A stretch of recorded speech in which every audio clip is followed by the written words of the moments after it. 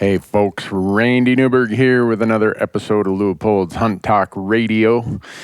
I am doing this podcast from somewhat snowy but somewhat sunny Bozeman, Montana today. Got my crew here, and after we do these introductions, the crew and I are going to go through, I don't think it's going to be unfiltered, but it's going to be a little bit pointed conversation because we're going to have our discussion, but in the interim or in between, we have a guest who took me up on an open invitation I made. Those of you who listened to one of our podcasts, it might have been in, I don't know, July, August, something like that.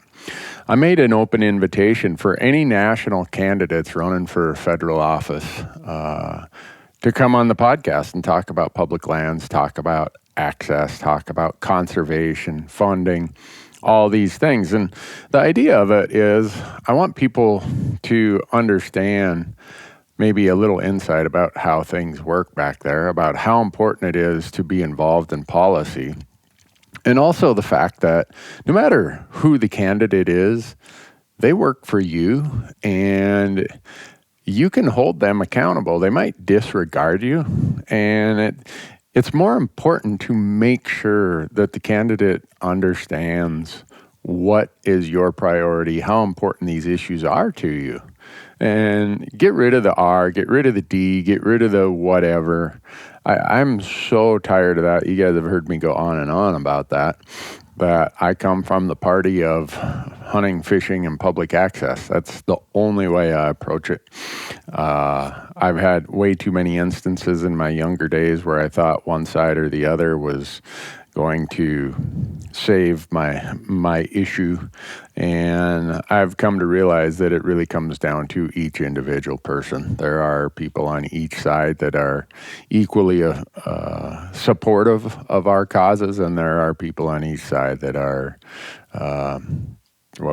sometimes detrimental to our cause. So I want to give you an idea of how I try to use my platforms to help bring information to our viewers. Between this podcast, our YouTube channel, our Amazon channel, we have a really big forum called hunttalk.com. If you go out there, the URL is www.hunttalk.com.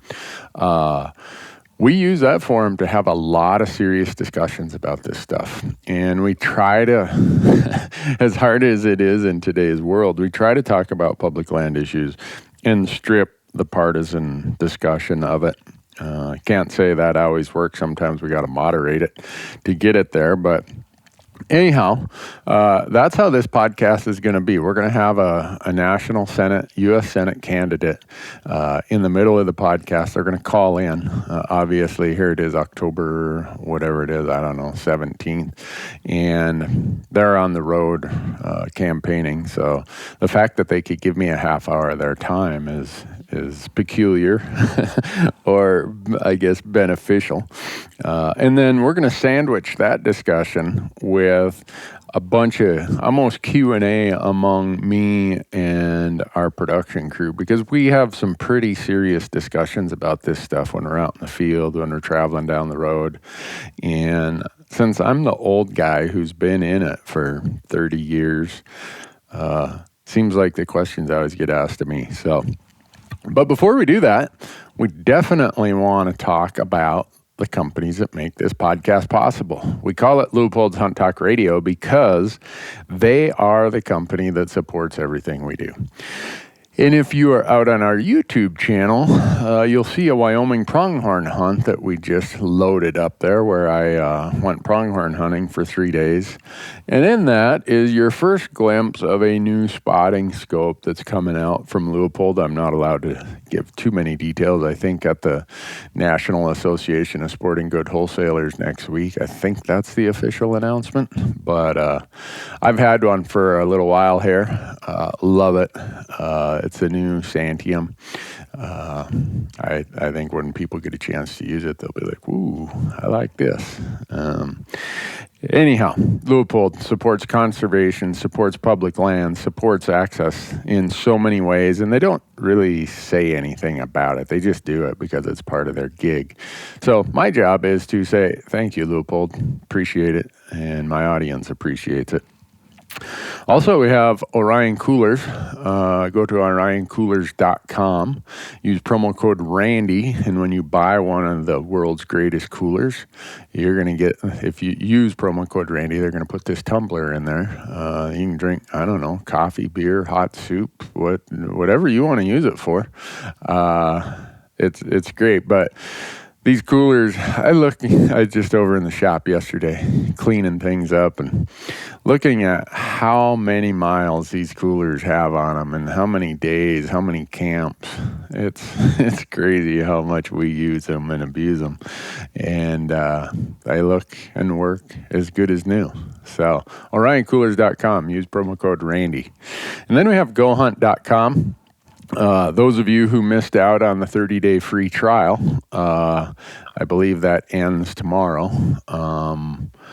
If I remember right, when this podcast gets released, it ends on October 31st. So if you go to gohunt.com/Randy, you can still get in on the 30-day free trial. If you've missed that, because a lot of you will be listening to this podcast after the 31st, go to gohunt.com, and when you sign up for the Insider, use promo code RANDY, and they'll give you $50 of free mad money, like store credit, in their gear shop. And it's a serious gear shop. But this entire, I guess we'll just say research service is what I use for so many things. I can't even explain how important that is to what we do. If it wasn't for GoHunt, I'm trying to think, if that insider service, how many tags we've drawn because of pieces and bits that we've found in the Insider. The strategy articles, whether it's by state, by species, just the research articles they do, their draw odds. It's all there in one place.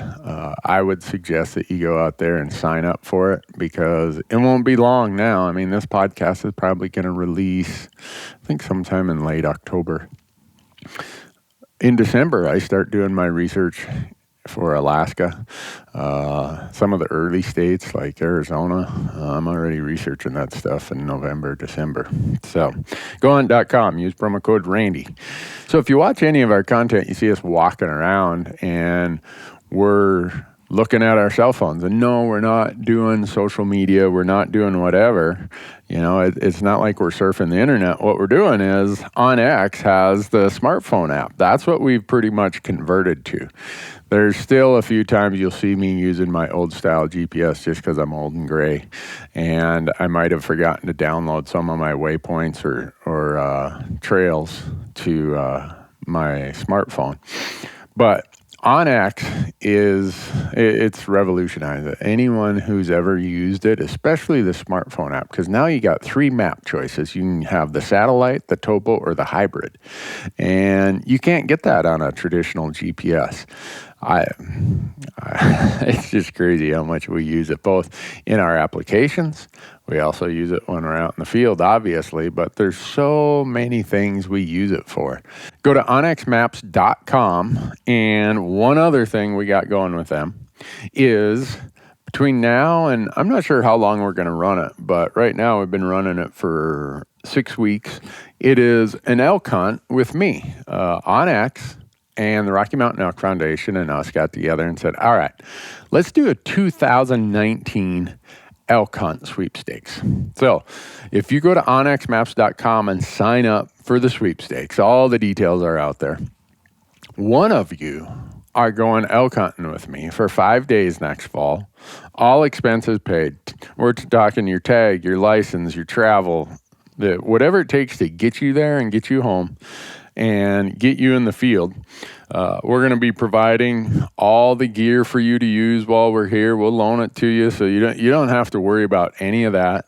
And when it's all done. Oh, and Sitka said that they're going to provide you a full suit of Sitka gear, and that's not even a loaner. You get to keep that. So anyhow, go to onxmaps.com, sign up for that. And also when you buy any of their app products, use promo code RANDY, RANDY, and you will save 20% on your purchases. Yeah, app products. onxmaps.com, promo code Randy, save 20%. And with that, I'm going to click the switch here, and we're going to have a discussion between me and the crew. And then I think in about a half hour, 20 minutes, something like that, our guest is going to join us, and we're going to have a discussion that's somewhat politics. It might sound a bit Montana specific, but the idea is not to make it Montana specific. The idea is to talk about issues from a national context that you can use or think about when you're questioning or interacting with your candidates. Because we got a really big election coming up, November 6th. Please vote. If you don't vote on November 6th or send in an absentee ballot prior to that, please don't listen to my podcast. It's that important that you vote. You think about how many people have fought and died and sacrificed, and their families have given so much for us to have the right to vote. And you often hear me say it, I live in the greatest country in the world, and we do. Do not take it for granted. Why anyone would not vote is beyond my comprehension. And as I get older, the importance of participating becomes more and more evident. So I'm going to hit the switch here, and me and the crew are going to have a discussion, and then in about a half hour, we might get 20 minutes, 30 minutes from the senator. And then after that, we're going to have another discussion. Me and the crew are going to spend however much time is needed to put some context to these issues and pertinent topics. So hold on, folks. Appreciate you being here. Well, folks, I told you that I would have the crew here. I have a generational gap between me and these young guys sitting around this office. To my left, I have Marcus Hockett, who, how old are you, Marcus? 28? Yeah, I think so. All right. Lived in the West all your life. Probably know these issues pretty darn well for someone who's 28. I don't know if I know him that well. Yeah, you know him really well. Trust me on that. Okay. And then straight across from me, we have Michael Parente, who, Michael, how old are you? 25? 25. All right. And you've lived in Montana for 2 years, or the West. A year and a half. Year and a half. All right. So, see, I'm already, that's the hunter in me. I'm embellishing here. And Dan Wildy, Dan, you are how old? 27. 27, and you've lived in the West for? 5 years. 5 years. So, the reason I like having these guys around me is, one, they're really, really good field producers. But also they ask me a lot of questions that cause me to think about my assumptions in life, about thinking everybody's old and gray and been doing this like I have for however many decades. So when it comes to a podcast like this, okay, disclaimer, guys, this is going to be heavy politics. So those of you who are offended by politics and discussions of sensitive issues, you can change the dial now. Did we just lose like half the listeners? Maybe. No, I think they're still here. No. I hope they I mean, are. if somebody is that sensitive that we can't have a discussion about this stuff, well, maybe they ought to move to Russia or something. And so, advance warning also, if you read my Facebook post from about 3 months ago, my great-grandfather, had to come to the United States from Finland because the Russians were ready to conscript him and his brother into the Russian army under what was called the Russification of Finland. And I asked my grandma, his oldest daughter, you know what? Every picture I see him, he's got firearms hanging on the wall. She said, yeah, when he came to America, he couldn't believe that he's allowed to own weapons. And he said he'd never again be an unarmed man. So if you wonder where my bias or my strong feelings about the Second Amendment come from, it's because I have a great-grandfather who had to leave Finland because they took his guns. So but I hate pretty much everything the Russian institutions stand for. So if you hear jokes and comedy about Russia, don't get your panties in a bind. Don't be a snowflake, because as far as I'm concerned, Russia is a pox.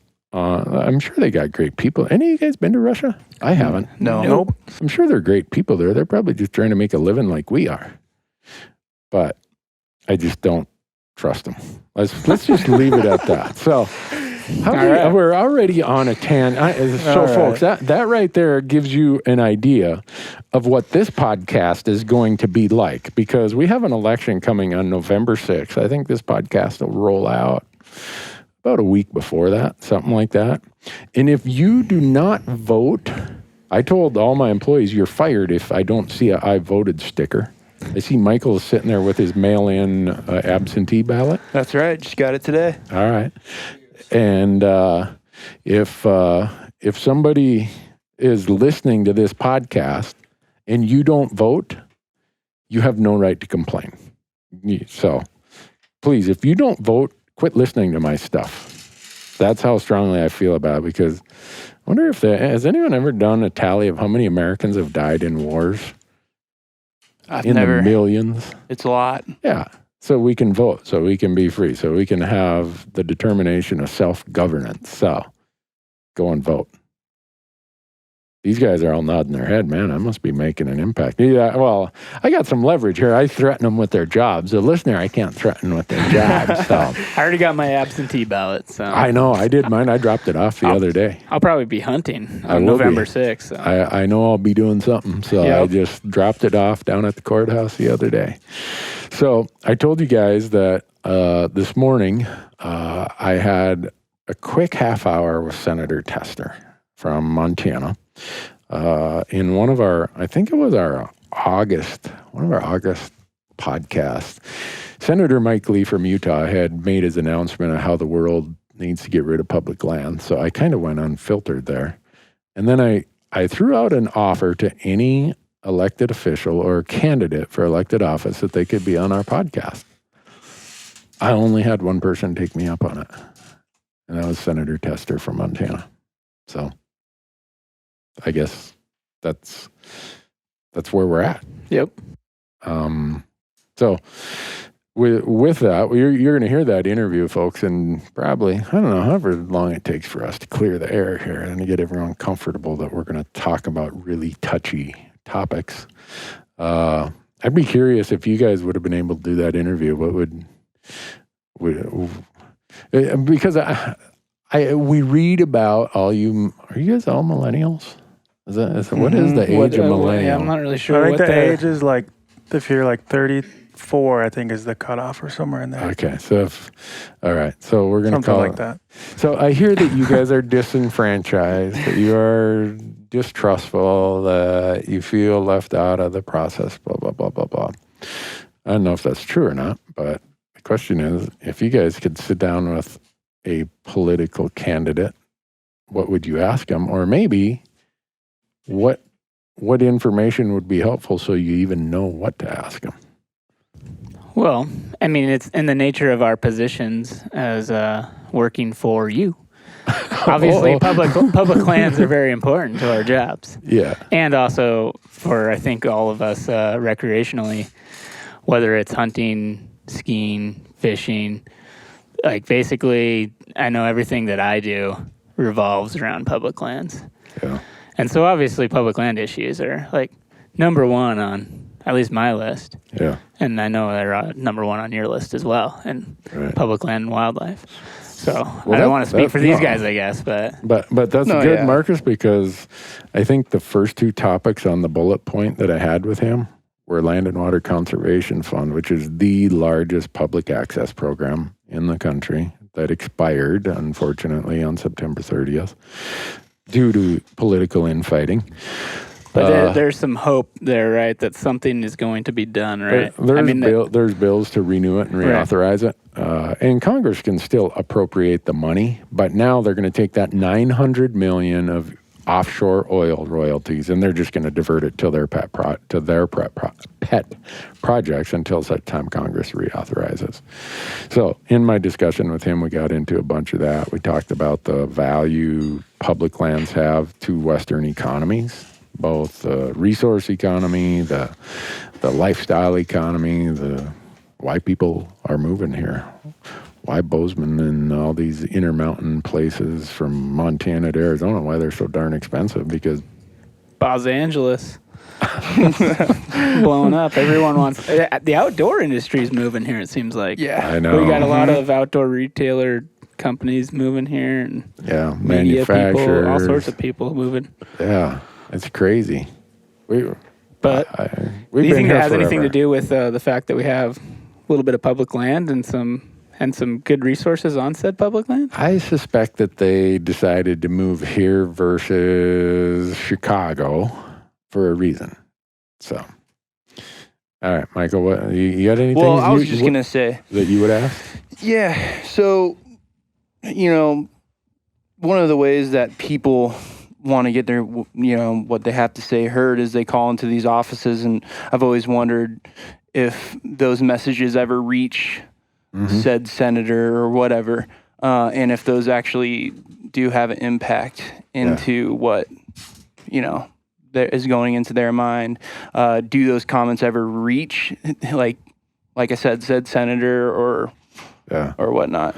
Well, I asked him something similar to that, and he didn't say whether or not they quote unquote reach him, but I've talked to other senior staffers in Congress, and one person said it that, okay, if we get one call or one email, we read it, we look at it. If we get 5 on that topic, that staffer who's received those knows they got to come to me. I'm one of the senior people. If we get 10, the senator or the congressman is going to be holding a meeting when we get home. I'm going to meet with whoever these people are.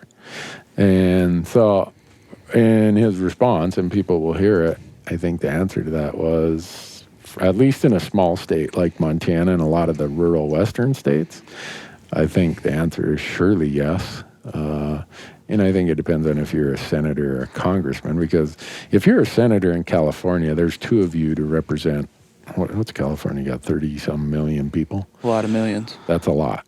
But Congress is broken up by population. So, if you're a congressperson, you're representing 800,000 people. So there's probably a little more direct line there. What I imagine too, at least a staffer is reading or listening to your message. And then there's a cumulative effect when there's enough, demand on a certain issue. But they at least a lot of times they like to send you a little boilerplate letter afterwards thanking you for your... You always get those, don't you? Yeah, it's a nice recycling. Right. Yeah, it's interesting when you get those letters, what the answer is when it's a topic that they don't agree with your position on. Yeah.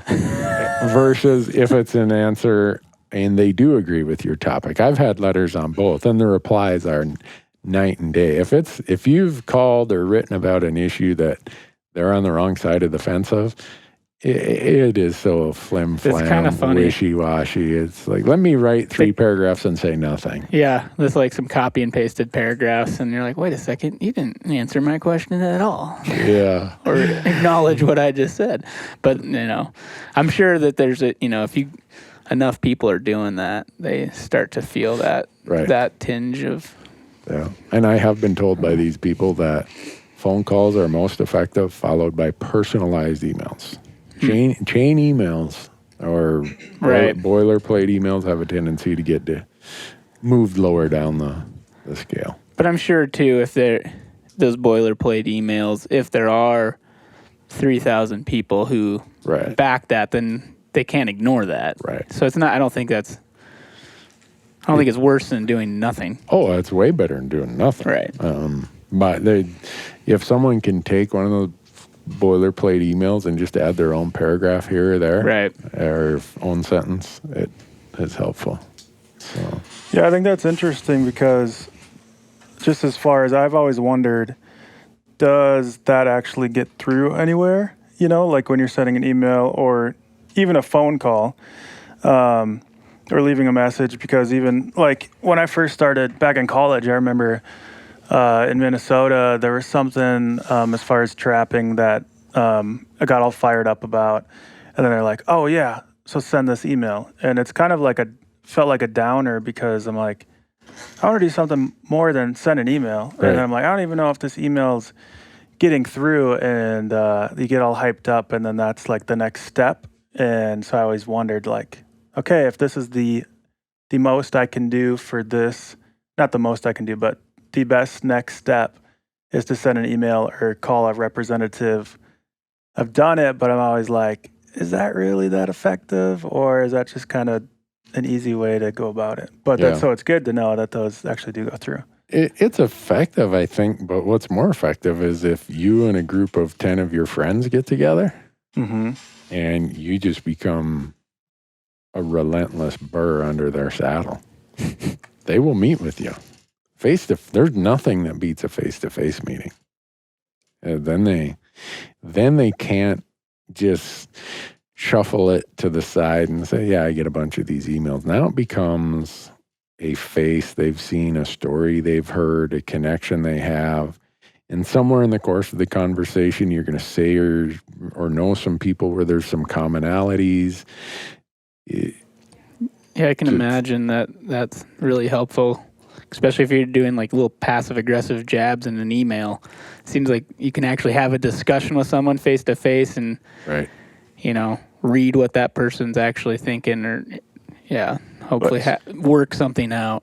So if Marcus Hockett, Michael Prente, and Dan Wildy were like, hey, we're going to do something, and we contacted one of these people, would they actually take the time? Like, would they actually meet with us? I feel like that. There's a chance that they would. Okay. If you're persistent enough and if we keep bugging them. raise enough hell. So in 1997, you use the name of 3 people. I'll use the name of 3 other people. Myself, Dr. Tom Sather, and Vito Quattrero said, we're tired of being disregarded. We're going to form a club. We formed here in Bozeman the Headwaters Fishing Game Association. And what we found was there were about 300 or 400 people in this valley that wanted their voice heard, but they just didn't have the time or the energy. And so myself and Tom and Vito and a few other folks, Shannon, and there's about 6 or 8 who said, yeah, let's do this. Pretty soon, if we called Senator Baucus, at the time Senator Burns, at the time Congressman Rick Hill, when they came to Bozeman, they met with us. Yeah. That's pretty sweet. Well, I can imagine, too, that if you have an opinion or an idea about something, you're probably not the only person who has that same opinion and idea. And if you are, then maybe you're crazy. But like you said, like I'm sure like talking with other people in sportsmen's organizations probably, or forming one in your guys' case. Yeah. Now there's a lot, but even I'm sure in certain areas, it's probably still an effective, it might be an effective strategy. It's very effective. At the time, we used to print out a letter off our Word. I think it might even been Word Perfect to start with. That's how old that was. We'd make a photocopy. We had a mailing list where we'd print labels, and we'd sit there and we'd tri-fold this letter, stick it in an envelope, lick it, put a stamp on it, and mail out a letter. Because at that time, we didn't have email lists. You didn't have MailChimp? No, we didn't have any of that stuff. So being an advocate today is way easier than it was in 1997. And so to your point, Dan, of if the 3 of you guys got wound up about something, I bet you could eventually get a meeting with someone in the Montana delegation, if not all of them. Especially if we started a club. Well, and then the nature is that we're media producers, so we just make a viral internet video. Yeah, YouTube video. Yeah. So that's how we go about it. There is something to be said about the platforms. Yeah. And how effective they can be. And I'm not just saying that about ours. I'm saying that about any platforms. I think there's a reason why people who are good on the public land issue and conservation issues reach out to us and want the benefit of our platforms. And I think there's a reason why other people who are maybe not on our side on those topics. There's not enough love or money to get them to sit down here and have a discussion on these topics. Just the power of the platforms. So, yeah, you guys might be onto something there. Hey, we are media producers. We can make your life. I think it was, I can't remember. There's a movie in the 70s, Billy Jack or something like that. It's something, I can be your enemy or I can be your friend, but I can be one mean SOB too. Something like that. So, not that that's an effective way to approach a policymaker, but so it's we'll splice this piece in here with Senator Tester. He went on for about a half hour. I think he wanted to probably go on even longer, but it is election season. And hopefully the audience, my goal was to try ask questions that were a little bit more wider scope in nature than just Montana. But Montana, hopefully the listener will listen to that half hour and think about, well, yeah, we have a similar issue or the way it plays out is similar in my state on this topic or that topic. And my point that I wanted to make was that for a lot of people, these issues are important. A lot of times, though, I have to be careful in that I don't want to say I'm a one-issue voter, but if you took my top 10 issues, the top 7 or 8 of them are heavily weighted towards public land, access, conservation, hunting, clean air, clean water. And I'm sure there's listeners, I get emails from them who say, Randy, that's all great and fine, but I've got 4 other issues that are above that. Right. And now you're telling me I should put those other 4 issues aside because of this one that's important to you. Well, that's what's interesting. I mean, every individual has to prioritize what their important issues are. Right. Mm-hmm. And that's the problem is, there's no candidate that's probably going to vote the way you would want to vote 100% of the time. No. Because you just have to prioritize what works best for you. And that's hard. I mean, I think what people struggle with when they go to the polls is they have maybe they agree with this candidate on 90% of the time, but then they have this one issue that they're so stuck on that they, and they know that candidate's either for or against said issue. Like, what do you do? It's like a moral dilemma. Mm-hmm. So I think a ton of people struggle with that. Right. And the example I give in our sphere is, okay, so you vote for candidate A. They're good on public lands, but they may not be good on the economy. Or you vote for candidate F, and they are good on, say your priority issue is, I don't know what it might be. Let's just say abortion. I don't even like to go there, but but the person you voted for based on abortion being your highest priority is terrible on public lands. I think where things fall apart is people have the opinion that because I voted for that person, I can't ever light them up if they do something bad. Right. So if you vote for somebody else on an issue that is higher priority to you than what these issues I advocate for, that's, like you said, Marcus, that's a common dilemma. I think everybody faces it. But I've never subscribed to the theory that because I voted for you, that means I endorse everything you do and I'm going to have your back on everything. No way. Right. If you step in it and you're stupid, I'm going to tell you. So it's just, I know, I hope people are comfortable, but I do see it today more than ever where if someone votes for a person, they almost feel that, I can't ever criticize any decision that person ever made. If I were to criticize, I'm not a team player, blah, blah, blah. Well, that's kind of how we're ending up in this huge divide that is so partisan and so crazy.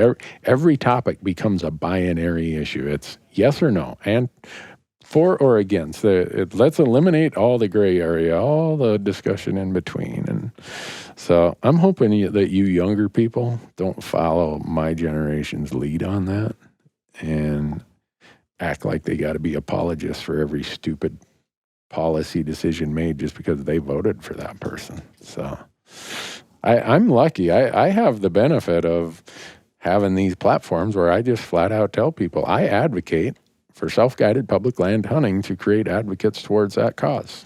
That's what I get up to do every day. So it makes it pretty easy for me. Mm-hmm. Whereas other people don't get up with that daily mission. So I think it's good to bring that up, Marcus, because I would bet Dan and Michael, you guys could probably say, yeah, this is an important issue to me, but there's some other important issues. I had that dilemma today when I got my ballot. Yeah. Yeah, it happens all the time. So for those listening, I hope that you vote what your priorities are, but whoever you vote for, if you vote for somebody who is an idiot on public lands and conservation and access and wildlife and clean air, clean water, I hope you're not bashful about calling them and saying, hey, I voted for you because of issues, blah, blah, blah. But that doesn't mean you got to ruin all my other issues. Mm-hmm. I don't know. Maybe I'm too idealistic in thinking that people will do that. But that's why I don't get. I was surprised that Senator Tester called and wanted to be on the podcast, because when you're as equal opportunity of a critic as you are a supporter, like I try to be with our platforms, as a general rule, there's not a single politician on either side that really trusts you. Right. Mm-hmm. They're like, oh man, someday he's going to light me up. Well, yep, I am, because you did something that hurt public land or access. So I know I'm thankful he did, but in the interim here, before we just ramble on forever, I think we'll cut this and then we'll put Senator Tester's my interview with him in there, and then we'll pick it up on the other end, and then you guys can ask all kinds of crazy questions about your meeting. About them, I don't care. You can ask a question about anything, Dan. Today we are unfiltered. Okay. You can ask me what the criteria is to get a 20% Christmas bonus. You can 20%. Ooh. Yeah. All right. What is That's the question. What's the criteria? All right, folks. After we cut and listen to Senator Tester's interview, Dan's probably going to ask the question, how do I get a 20% Christmas bonus? So Here we go, folks. You'll hear a little click as the editor splices this in, and we'll go from there.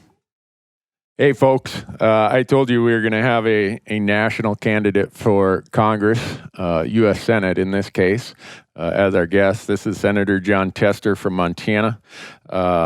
He has a long history of being involved in public land and conservation issues. So I hope this discussion that I have with him gives you some insight to how things work in D.C., how your elected officials can be your advocate if they so choose. So, Senator Tester, thanks for taking time out of what is a very busy schedule to speak with my audience today. Yeah, absolutely, Randy. I appreciate the opportunity. It's a little crazy busy, but we always got time to talk conservation and clean water and clean air and wildlife habitat and good fishing and those kind of things. Well, I appreciate it.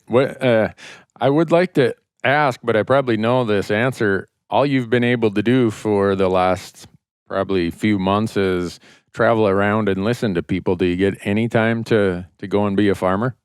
Well, it's been pretty tough since August. We were in for 2.5 weeks in August. We were able to get most of our harvest done at the time we were back and doing it on weekends. And then, as a matter of fact, yesterday I just finished cutting safflower, which is probably the latest we've ever cut, the middle of October. So it's pretty. It's been pretty busy. Plus, getting around the state, listening to people, trying to get their ideas about what we need to be doing in Washington D.C. And there are plenty of ideas out there. I will tell you that, because Washington D.C. doesn't work like it should. But in the end, we're picking up some warm weather here, the middle of October, so we're able to finish some work that had been done that normally I would do, a month or two earlier. But it's good. You're one of the few guys who goes from a Senate seat to a tractor seat. Yeah, it's good. It keeps you grounded. What I tell people is that, when you get a title in front of your name, people tend to treat you different, and sometimes they pat you on the back when you really don't deserve it, and sometimes they're mean to you when you really don't deserve it. But my tractor's pretty steady.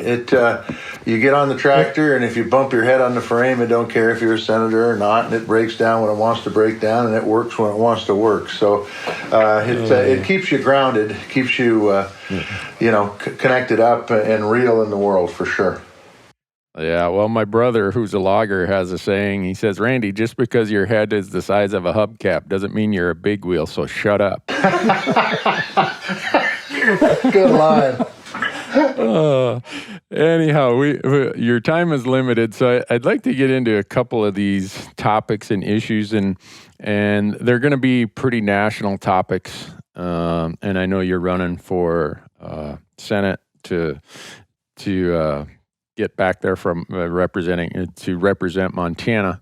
One of the big topics that is on the list or the mind of all my listeners is Land and Water Conservation Fund that expired September 30th.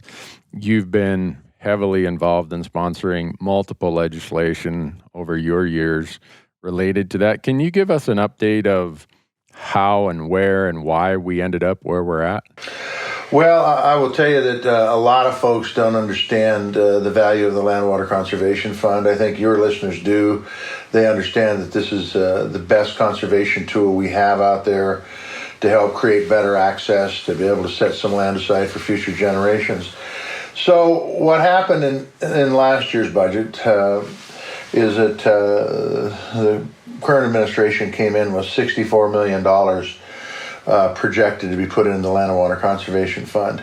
To put this in perspective, when it was first set up back in the 70s, it was set at $900 million. We fought and we got it up to $425 million this last year. Now that's far from $900 million, but it's also a heck of a lot better than $64 million.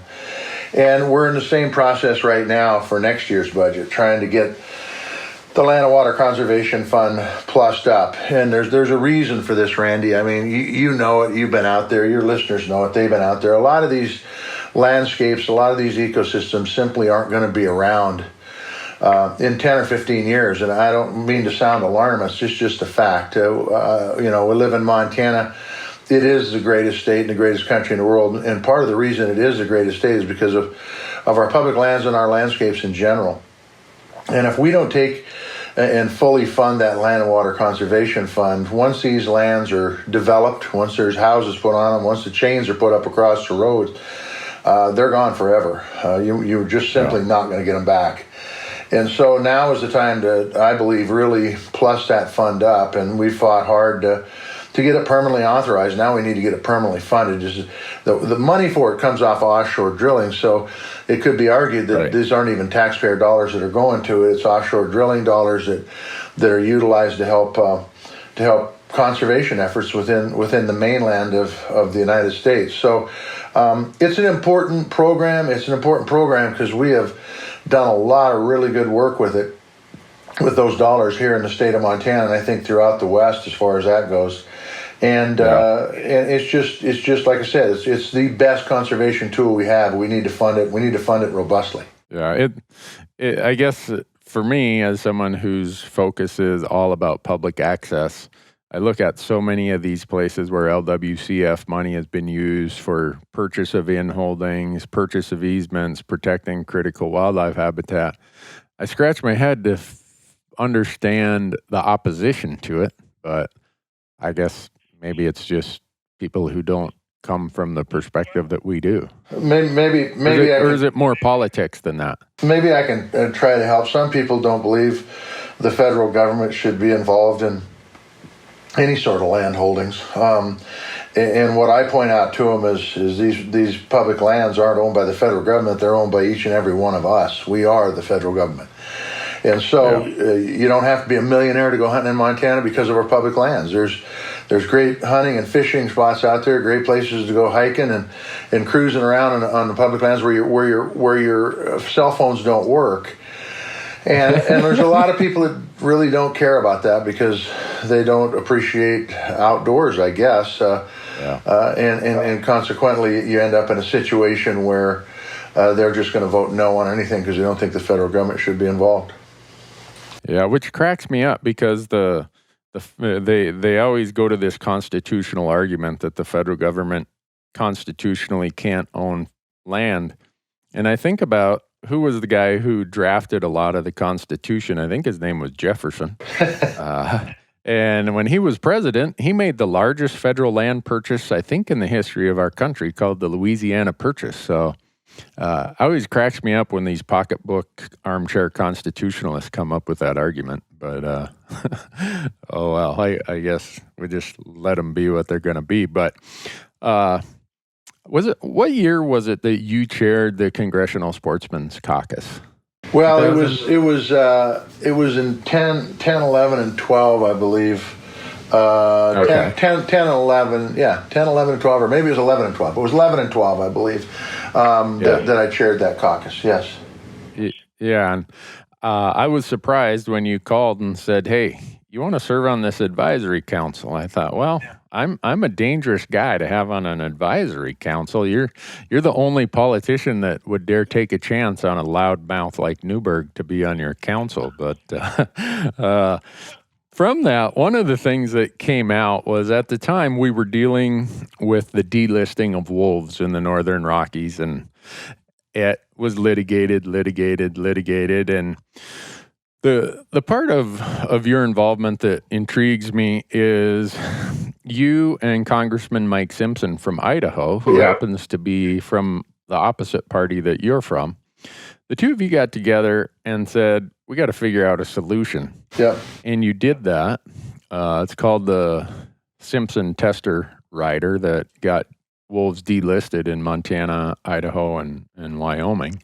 Yep. Is it possible in today's world to work in a manner like that anymore? Or is it just so tainted and spoiled on these conservation issues that there's too much political risk in working with people from the other side? No, not at all, Randy. I can tell you that first of all, Simpson is a really, really good guy to work with, and he's somebody who I really trust, and especially on conservation issues, he's top flight. But there's a lot of folks. Let me talk about one guy in particular because I'm particularly proud of him. His name is Richard Burr. He's a Republican out of North Carolina. Yep. We had a press conference on the Land and Water Conservation Fund.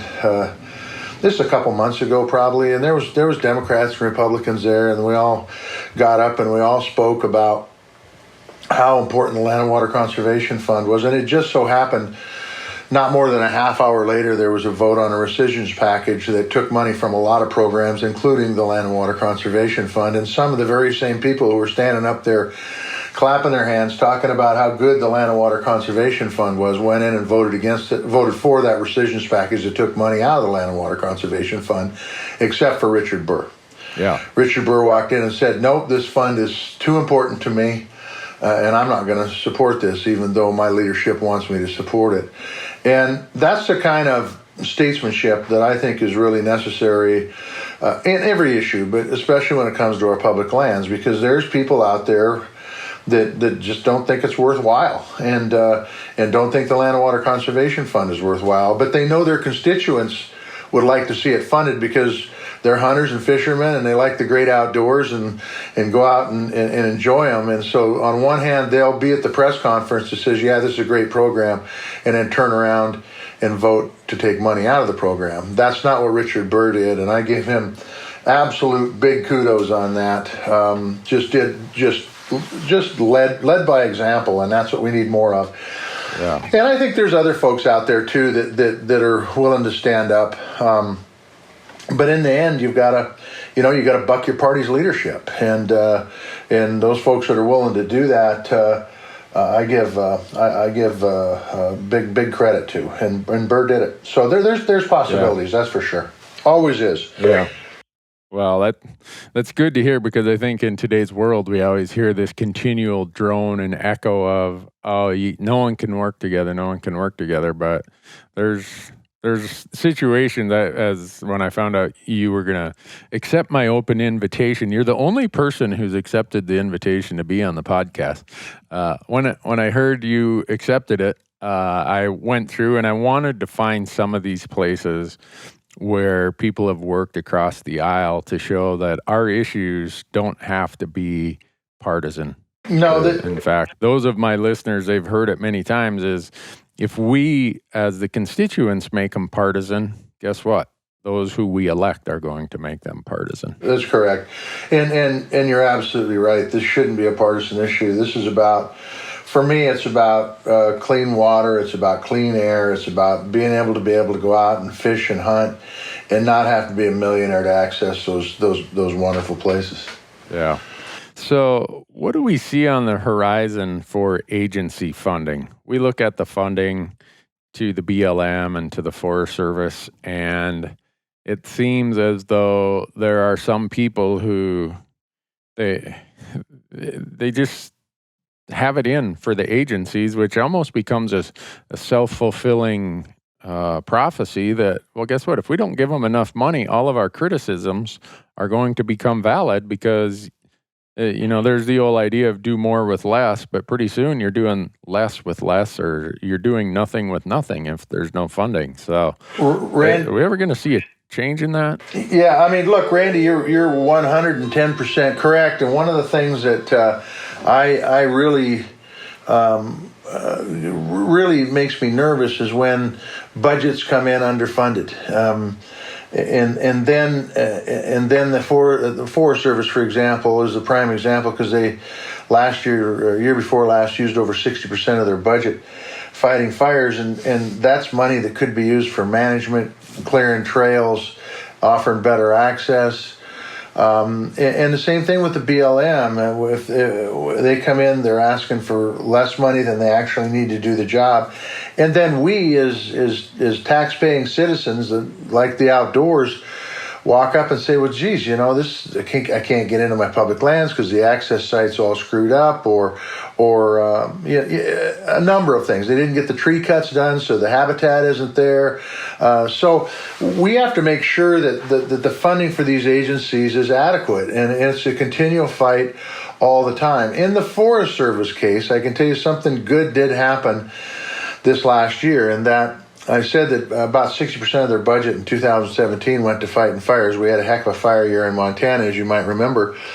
So we actually got Congress, something we've been advocating for 10 years, to treat fire like a natural disaster. So you're not robbing the Forest Service budget. So this year is the first year that the firefighting costs are paid out of an emergency fund, not paid out of the Forest Service budget. I think what we'll see over the next 4 or 5 years is the Forest Service functionality step way up, because they're going to have the money to be able to keep working on projects, keep working on the things that they need to do to make sure that the Forest Service is managed properly. And so I think it's going to provide some real benefits. And quite frankly, I think over the long haul, it's going to save money. I had talked to Forest Service employees that said when fire season started, they literally put their pen down on projects that were to be done within the woods, and couldn't do them anymore because the money was gone. It was going to fighting fires. That doesn't happen now, and hopefully, if we can keep this treatment of forest fires as a natural disaster, it will continue into the future, and we'll see the benefits with better forest management, more resilient forests, and be able to move forward with better habitat, cleaner water, all those things that can help. And for the folks that think that we shouldn't have to manage our forests because they're wilderness areas, the truth is that people live here now, and we need to make sure that our public lands are managed in a proper way to meet the needs of the folks out there that utilize them. Yeah. Well, that's good to hear, because I always scratch my head and wondered, why are wildfires not treated the same as floods and hurricanes and earthquakes and other natural disasters?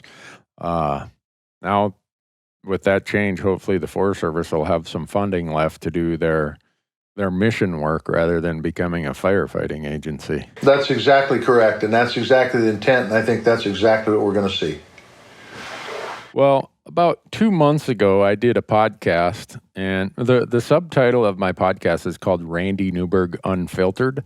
So I should have told you that before you came on, so you would have been fairly warned. But one of your Senate, fellow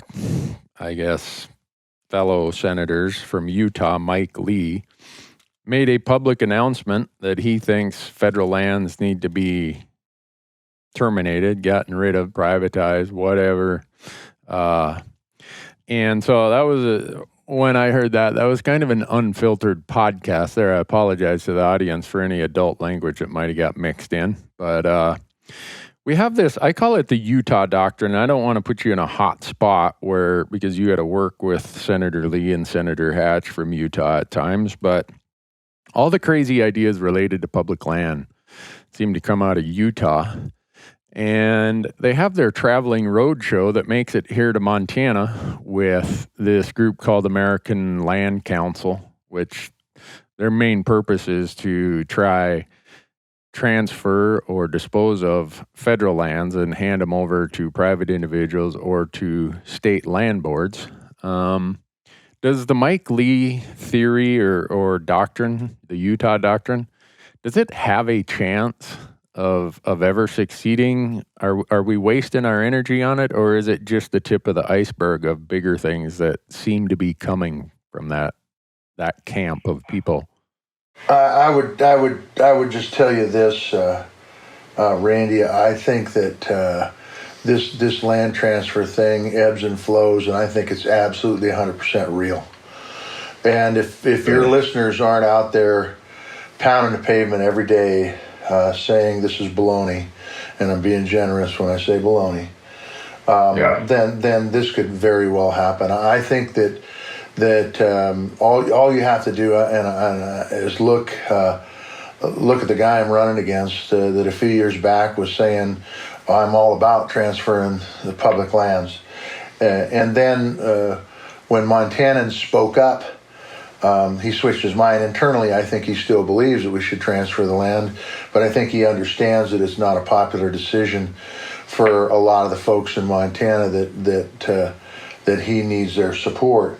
And so I think that's a big deal. And I think that the transfer of public lands moving forward is something we always have to be reminded that it could happen. It could happen in a minute once those public lands are sold. Like I said before, with the Land and Water Conservation Fund, it's over with. You're not going to get them back.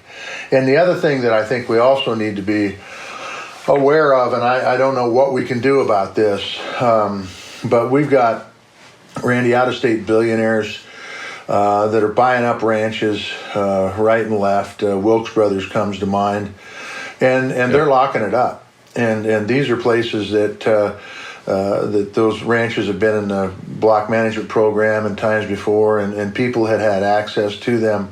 These aren't your old ranchers that helped build the state of Montana. These are out-of-state billionaires that made their money in some other endeavor, oil in the Wilkes Brothers case, and they're just buying up ranches and locking them up. They're using them for their own private hunting paradise, and that's not what Montana's about either, quite frankly. I mean, we've been a state that has understood that hunting is a part of wildlife management, and we've set up block management programs, for example, at the state level to encourage folks to get involved so that those lands are open for hunting. And quite frankly, that bothers me too. So both the sale to the billionaires and the proposed transfer of public lands to the state, which in Montana's case, I will tell you, would end up with the state having to sell them. We have a balanced budget amendment, and thank God we do in the state of Montana. I wish we had it at the federal level. But that balanced budget amendment would force the state of Montana to sell those public lands. Yeah, and that's your point of if that ever happened, there's no reverse to that activity. Once it goes forward, you're down the path and you can't back up. And that's part of why I always have my antenna, my radar vibrating heavily when people start talking about this stuff. And I'm going to bring 2 points into this. and I always get in trouble, get a lot of heat when I talk about the NRA. And I don't want to, say anything or do anything that causes you some heat that should be attributable to me. But I'm standing here in my office looking at my endowment life membership certificate from the NRA. And I often contact them and say, how is it that you're supporting these politicians who want to transfer public lands to the states? Because in the states of Colorado, New Mexico, Arizona, California, Oregon, recreational shooting is not allowed on state trust lands. So this idea of transferring these federal lands to states would cause many tens of millions, maybe even 100 million acres of currently accessible lands for recreational shooting to be off limits. And you really don't get much of a response from them. And when I bring this up to all politicians on either side, a lot of them say, oh, well, that would never happen, or, oh, just get your state to change the law, or whatever it is. And so as this endowment life member, I get the magazine and I read these polls or these surveys, whatever is on the inside of the magazine about who you should vote for. And my theory is anyone who supports the transfer of public lands to state land boards that have some really crazy rules against hunting and camping and shooting and access, that person should instantly have like 5 demerits next to their name. But I guess that's not the way things work there. And since I'm an endowment life member, I feel comfortable pointing out the error in their logic. But I don't want you to, have to feel like you have to say something one way or the other. But no, I mean, I'll just say that, Randy, you're right. I mean, public lands for Montana, for example, and the outdoor economies were $7 billion to our economy and 74,000 jobs in a state of 1,050,000 people. That's a lot of economy and that's a lot of jobs. A lot. And now you talk about the outdoor quality of life issues that it brings to people who live here. I mean, we can recruit businesses to this state because of our public lands. Businesses can recruit well-trained employees to this state because of our public lands. Yet there's some people out there that know better, that continually say, well, these aren't really, they don't provide any benefits. The hell they don't. I mean, they provide benefits for economic growth. They provide benefits for quality of life, and like I said before, being able to go out and enjoy the great outdoors. And if those lands are gone, if they're gone, and we become like Maryland or some other East Coast state, then quite frankly, we aren't the greatest state and the greatest country in the world anymore, because those lands will be locked up. And we don't have those advantages of that $7 billion and 74,000 jobs and the ability to be able to not be a millionaire and go hunting and fishing. So it's an important issue that we need to stay in touch of, and we need to support organizations that support our public lands. Yeah. Well, I have a really long list here. If we went through my list, the election might be over before we covered my list. Are there any topics or ideas or things you see on the radar screen, because you're back there fighting those battles in the Senate, that as someone who hunts, who recreates on public land, is a recreational shooter, fish, camp, hike, whatever, does your priority list or your concern list look similar to mine? Does it? I guess maybe what have I not touched on that you would want the listeners to understand? Well, what I'd like to understand is, and Randy, you've covered it, and I appreciate you covering it. But you started this show by talking about we're in the middle of an election, and I am in the middle of an election for the United States Senate. And I will tell you that when this election started, not unlike the last two I was in, I said the only way they can beat me is to make me into something I'm not, so they can run against that person. If you've watched TV and if you've listened to the radio, that's exactly what they're trying to do. The fact is, the ads of my opponent on things like gun rights could not be further from the truth. Could not be bigger lie. And I'll tell you that I have fought for their Second Amendment rights, and I will continue to, by opposing things like assault weapons bans, by carrying bills that would allow guns on our trains and guns through parks, and the list goes on and on and on. Transfer of guns from people to from parents to their kids without any sort of background checks, and so that's just one issue. The other issues that are out there that they try to make me into something I'm not on is also based on non-factual information, lies. And I would just ask your listeners, as you take a look at this election and you go to the polls, ask yourself, who's the real Montanan here? Who's the guy that understands rural America?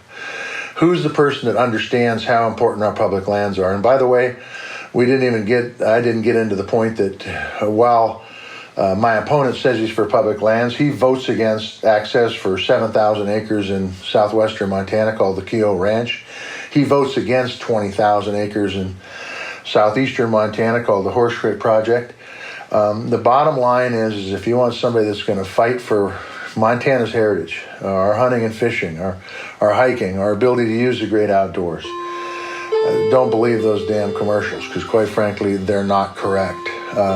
Jon Tester is a guy who continues to farm, a guy who was born in the state, has lived in this state his entire life, educated in this state, worked in this state, and understands rural America and understands Montana. And so that's the only thing additionally I would like to say to your listeners. Yeah, well, to that, what it gets me to is the point of we get a lot of, I'll call them, I better use a different term because your name's John. But, the old term of the Johnny come lately, and I don't mean that to you, but on the topics that are important to my audience, we get a lot of people who for years and years act one way, and then when it comes time to run for office, and you, in today's world, you're almost provided the latitude to say what you want regardless of what your voting or advocacy history has been. All of a sudden you become the new guy to the public land discussion. And so for my listeners, whatever state they come from, whatever election is happening in their state, my point is look at the track record. Don't just watch a TV commercial. Don't let some organization tell you, oh, this is how you should vote. Because very often in your race is a classic where we have a candidate who has voted against public land every chance they had. While in the state Senate, they came to Montana, they brought the Utah the Utah nonprofit groups, the American Land Council. They brought them to Montana, carried water on their behalf, and now all of the ads talk about how concerned this person is about public lands. And after we get off the phone, me and my crew will dissect that in more detail, but I think you bring up a good point that it's not what the person says, it's what they've done. What's their track record through a lifetime of public service tell you what the person is going to do. That's a fact. I mean, the truth is actions speak louder than words. And if you take a look at my efforts, whether it's making sure that we have as much money as we possibly can in the Land and Water Conservation Fund, or so we push back on these people who want to turn lands over to the state or just out and out sell our public lands, the bottom line is that this is an incredible economic driver and contributes greatly to the quality of life of our state. And if you don't understand that, you haven't lived here. Yeah. So do you, not just you, but you brought up Senator Burr from North Carolina, someone on the other side of the aisle. We talked about Congressman Mike Simpson from Idaho, someone from the other side of the aisle. When you guys vote against, quote unquote, the leadership or whatever the term would be, Does anyone get taken to the woodshed back there that says, "Hey, what the heck you doing here? We need you, blah blah blah," or now that you've been there and you're comfortable with how it's working, do you just say, "You know what? You've mistaken me for someone who cares. I represent Montana, or I represent North Carolina, or I represent Idaho," or are there ramifications if you kind of speak up and buck the party? And I'm not just saying your party. I'm talking about for others, like you mentioned, Senator Burr and Congressman Simpson. Well, Randy, you're exactly right. I mean, they don't say much to me because I guess I'm too damn big. But the truth is that the truth is that when I make a vote, it's on behalf of Montana, and if somebody challenges me on that, and I've been challenged a time or two, I look them right in the eye and said, I didn't get elected by your constituency, I got elected by mine. And so I'm going to represent my constituents. And my constituency feel that, for example, the Land and Water Conservation Fund needs to be fully funded, not funded halfway. And so I just look them in the eye. I've got a reason for every vote I make, and it's got Montana as number one reason. And you look them in the eye and just tell them to take a hike. Yeah, well, that's helpful. I think for me anyhow, when I go to D.C., I've actually sought out some of the, I guess, contrarians. I've had long discussions with Senator Burr's staff, and it's a funny story that they make of it's almost like talking to you in some respects, but slightly different when it comes to these public land issues of, we don't really care. This is what the senator thinks, and that's how he's going to vote. So it's refreshing that some of you feel that you can do it or feel the responsibility and obligation to do it without having some out-of-state interest twist your arm and say, you're going to do this. Well, I mean, the truth is that there's a lot of places, just about every state in the union is jealous of Montana, and I want to keep Montana and not change it into some other state, and that's what that's what they want you to do. They want to make you into New York, or they want to make you into one of the coastal states, and we're not that. We're Montana, and we've got a great history and lineage of outdoors, and we'll continue that lineage because we've got some of the most spectacular landscapes in the lower 48. In fact, I think we've got the most spectacular landscapes in the lower 48 in Montana, and that's why I think everybody wants to come here. Yeah. Well, one last point. A lot of people in today's world say, I'm not going to contact my senator. I'm not going to contact my congressperson because it won't make a difference. You got any advice to the person who might be feeling that way? I would just say you couldn't be more wrong. The truth is that picking up the phone or sending off an email, and those are really the best two ways to do it, can do a great amount of good. And I think most people that say that just don't want to type out the email note, or they don't want to pick up the phone and dial a number. But giving input is something I can just tell you in my office. We review every phone call, every letter, every email, every correspondence we get every week to find out what people are telling us. And so if you feel passionate about public lands, you don't have to wait for a bill to come up to tell your representative, to tell your senator, your representative how you feel. Just get on the internet. It's cheap. It doesn't cost you a penny, in fact, if you've already got the service, and rifle off an email. And if you forget something, rifle off another email. And if you forget something else, rifle off another email. It's really important. This democracy works best when people are involved and make sure their opinions are heard. And I value every one of those emails and phone calls and conversations we have, even though sometimes they're not what I want to hear. I think it's good that we hear them. Yeah. Well, I can't thank you enough, Senator. I know that you're busy. The invitation still stands for anybody, but we're getting so close to November 6th. I'm not sure that we'll get anyone else on here.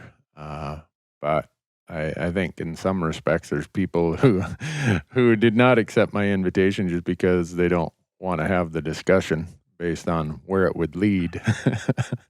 But I wish you luck. I really appreciate your time. I appreciate your advocacy for public lands and conservation.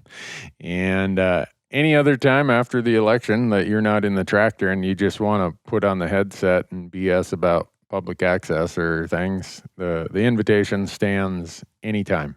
Well, So thank you so much. I appreciate that, Randy, and I also appreciate you pushing out these podcasts and talking about hunting and public lands and conservation and the politics that revolve around those. I think it's important people understand what's going on in Washington, D.C., and I think you are in a very unique position to be able to explain to people what the challenges are and how you can be successful. So thank you. Well, I'm happy to do it, and you're probably going to go ride around in the tractor, and I'm going to go and pack my backpack because I got an elk hunt that I got to go on. I'm heading out tomorrow morning, so I'll be thinking of you. All right. Not really. Thank you. I'll mostly be thinking of elk. Thanks, Randy. I appreciate it. Thank you. Yeah. Thank you, Tester. All right. Senator Tester, I appreciate it. Good luck out there. You bet. Bye-bye. So there you have it, folks. That is my interview with Senator Tester. He is running for U.S. Senate. He's an incumbent in Montana. In that interview, you heard that he called me, I think it was in 2011, which surprised me because I was known at the time for being a pretty conservative guy who hung out on the R side of the aisle more than anywhere. And so when he called me and said, "Hey, I need you to be on this advisory council," I'm like, "Are you sure you want me on that advisory council?" But he did, or he asked me to. He might have regretted it later on, but so in that interview, you guys haven't had a chance to listen to it, but he talked about how these issues can be nonpartisan. I don't know if bipartisan is even a word to use today, but nonpartisan. And he went into examples of how when the wolf delisting happened in 2011, it's kind of going down the same path that you guys have now are following the grizzly bear thing, right? Mm-hmm. It's lawsuit after lawsuit after lawsuit. Well, in the wolf issue, they were put on the landscape in 95. We reached the delisting criteria in 2001, just like the biologists said we would. 2003 and 4, Montana, Idaho, and Wyoming submitted their plans to the U.S. Fish and Wildlife Service saying, "Hey, we want control of these. We met all your criteria." And that's when the lawsuit started. 7 or 8 years of just continual lawsuits, just like we're seeing with grizzly bears. Finally, Congressman Simpson, Mike Simpson from Northern Idaho, says, "I've had enough of this." He gets a hold of Senator Tester in Montana, and they come up with what's called the Simpson-Tester rider. And they attached it to a spending bill. And it said, "Courts be damned. We are going to delist the Northern Rockies gray wolf population, and it's not subject to judicial review." Which that was a huge deal because here you got someone from each side. You got a Democrat and a Republican who did it. And Senator Tester, there are a lot of times when you talk to him on these topics, he uses those as examples of, you know what, this doesn't have to be all R or all D. Wait, you're telling me that they can talk to each other? Believe it or not, Marcus, they can. No. Yeah. And then also, one of the things, and I kind of knew what the answer was going to be before I asked the question, but I'll expand on it a little bit about why. Is I asked him, can you say what you want to say or vote how you want to vote without the string pullers, grabbing you and say, "Hey, I'm going to take you to the woodshed because you didn't follow the party line or the whatever line on this." And he gave a really good answer to it. I was pretty happy with how he answered it. He used an example of Richard Burr, Senator Richard Burr from North Carolina, who is just an amazing public land advocate. Mm-hmm. And he's a Republican. So a lot of people want to say, "Oh, the damn Republicans on certain public land issues." Senator Burr is an absolute example of why doesn't have to be that way. And he and Tester and a lot of people have worked together on public land issues. So I wish there was a way to get people to understand it's not R or it's not D. Mm-hmm. It's the issue. It's the person. Right. And I suspect those of people, and I'm going to make an assumption here, but I have a pretty heavy bullshit meter when it comes to politicians. How many times do you guys get some information, read something, hear something, have a candidate say something, and you wonder, is that really where they stand? Is that really what they've done? None of them have a straight answer. It's always, you ask a question and it might be a yes or no answer, but there'll be this like long dissertation about something and then you forget what the question even was after they're done answering it. I feel like that's like the standard political response. And then you're like, wait, what was the question? And that's what they want to happen, I think. They want you to forget what you actually wanted to know. Yeah. And that's usually if you've asked a question they're not comfortable with. Because they're on the wrong side of the issue. Have you guys developed any places where you go to get information that you can trust or rely upon?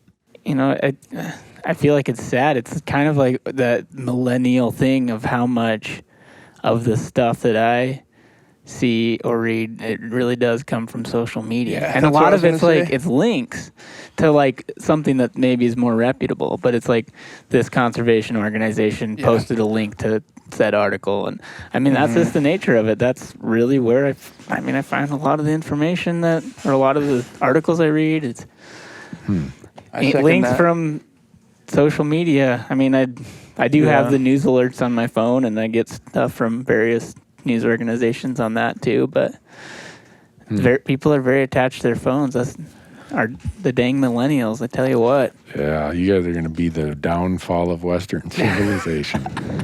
Yeah, I think I get like a lot of as far as public land issues I see because of the nature of, where we work, organizations we're involved with.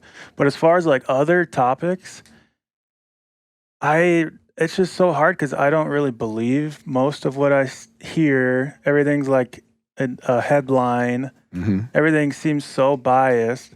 It's really, for me, it feels really difficult to find unbiased, factual information to educate yourself because everything's just got a twist and a headline or clickbait or something where it seems difficult to actually educate yourself. So you guys are just numb to that. I'm kind of numb. Like, I just don't trust anybody anymore. I just like to listen to the extremes. Yeah. No, I'm just kidding. Just listen to both extreme news organizations and listen to what they have to say, and then you're just completely confused and nothing makes sense. Yeah. No, I'm just kidding. So I try to ignore those to the greatest extent possible. So there was a period when people in my generation would put a lot of faith in a political scorecard or survey or whatever. And in our world we operate in, everyone's, the NRA does one. Over in other areas, the Sierra Club or one of those groups does one. Right. Do you guys put any relevance in a survey that was completed by an organization? Depends. Because it still could seem so biased. I don't know.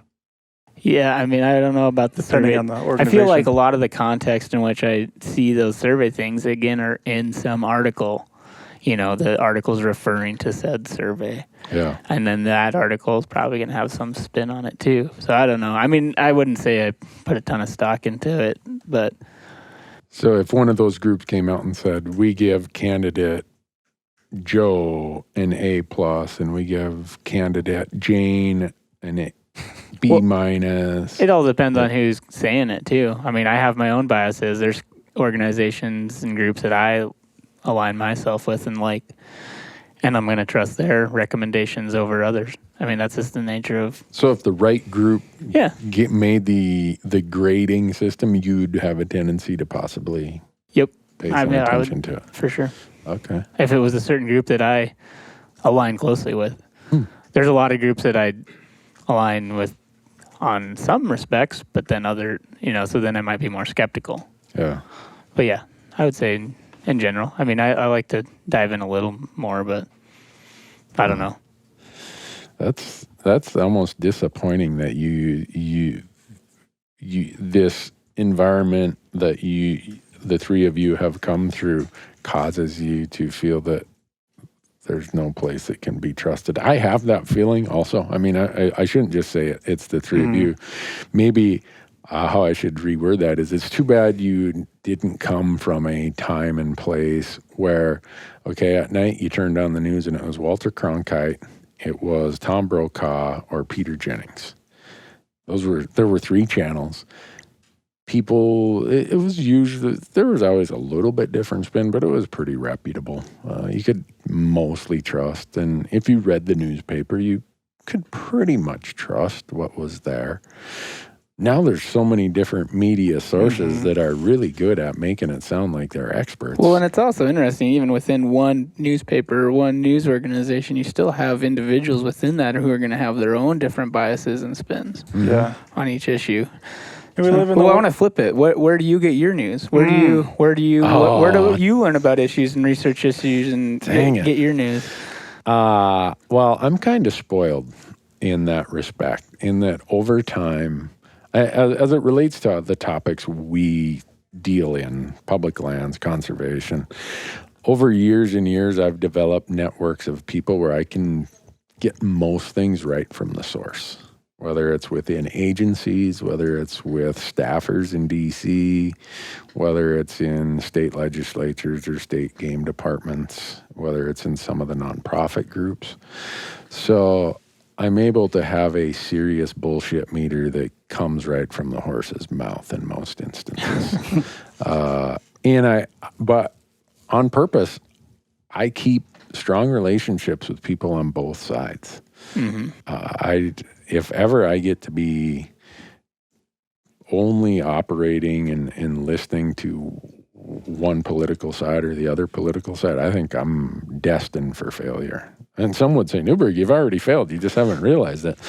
But I worry that I could easily be led down the path because of trust. The downside of doing it based on personal trust is, you might put your trust in the wrong place at times. And we all have, what is it called? Confirmation bias, where if someone confirms what your bias already is, you have a tendency to even gravitate further that way. Right. And none of my sources are Russian. Let me think. I don't have any Russian sources that I know of. Well, and I was just thinking, I'd like to take a step back too. I guess I don't always, whenever I have a question about an issue, we have a pretty great resource. I just ask you. Yep. That's the truth in a lot of these cases. Well, and I appreciate that you say that, Marcus, but that's dangerous. That's really dangerous. I think you got a decent amount of people who ask you, even on whether it's Hunt Talk or social media or anything. I get tons and tons of emails and messages. And folks, I am so sorry. Can I have a disclaimer on email here? Right now, I have over 2,000 unanswered emails since we've been on the road. I left July 30th. And if there's one thing that makes me feel terrible, it's that I can't get back to people. I feel like, who are you, Randy, that you can just disregard this person? They took the time to write you. So I'm sorry, folks. For those of you who have emailed me, I am so far behind. Same with messages. But anyhow, I do get a lot of messages, and I try not to lead anyone a certain direction because I want them to think about it, how it fits their life and their context. But there are times where I can just blatantly say, you know what? The Utah Doctrine wants to screw you out of your public lands. I can say that unequivocally. That can be one of your paragraphs in your boilerplate letter that you have your staffers respond to emails with. In any place the Utah Doctrine shows up, I would caution anybody, expect problems. Yeah. And no matter what state you live in, Utah already has 2 senators, Senator Hatch and Senator Lee. They don't need a senator from Colorado or another senator from Montana or Nevada or wherever. You know, if the Utah group show up in your state, expect that they are selling snake oil. That's a default position I'm very comfortable with. And that's nothing against the many great people we meet in Utah. We were just in Utah, 10 days ago. Yep. Those were unbelievable people we interacted with there. Most of them, yeah. Yeah. They helped us get off the mountain and Oh yeah, those guys, we need to monsoon. find that guy. Yeah, we that guy owe was them great. some money. Or, well, that group of guys. Really. Yeah. So another side note, folks, on our bison hunt, we did a podcast just before we got word that the roads were flooding out. As quick as we got done with the podcast, within a half hour, we were packing and leaving, right? Yeah. Because a group of Utah local folks who go there a lot, when they were in panic mode, we all looked at them and said, we got to get out of here. Well, it takes us 4.5 hours to go 24 miles, get to the big creek that's washed out the canyon. Those 3 rigs in front of us, they shoveled all night long, unknown to us. Yeah, we would have helped. Yeah. If you guys are listening, And we had I feel extra really shovels. bad. Yeah. Yeah, we had I shovels. just thought we were and- going to bed, waiting for. Yeah. Wait for the water to go down. Well, it wasn't going down. It was coming up. And the current had washed away the far bank to where it was a cliff. And those guys shoveled all night long to chisel away at that cliff over there so you could cross, even though the water was up to almost the windshield on your truck. Even So- with that, we still managed to damage some stuff getting across that. Oh, terrible. But anyhow, to Marcus's point, Dan, do you agree we owe whoever those... Yeah, I would like to say if you're in the northern Wasatch area and you're looking for a home, call Chris Kerrigan and he'll help you move.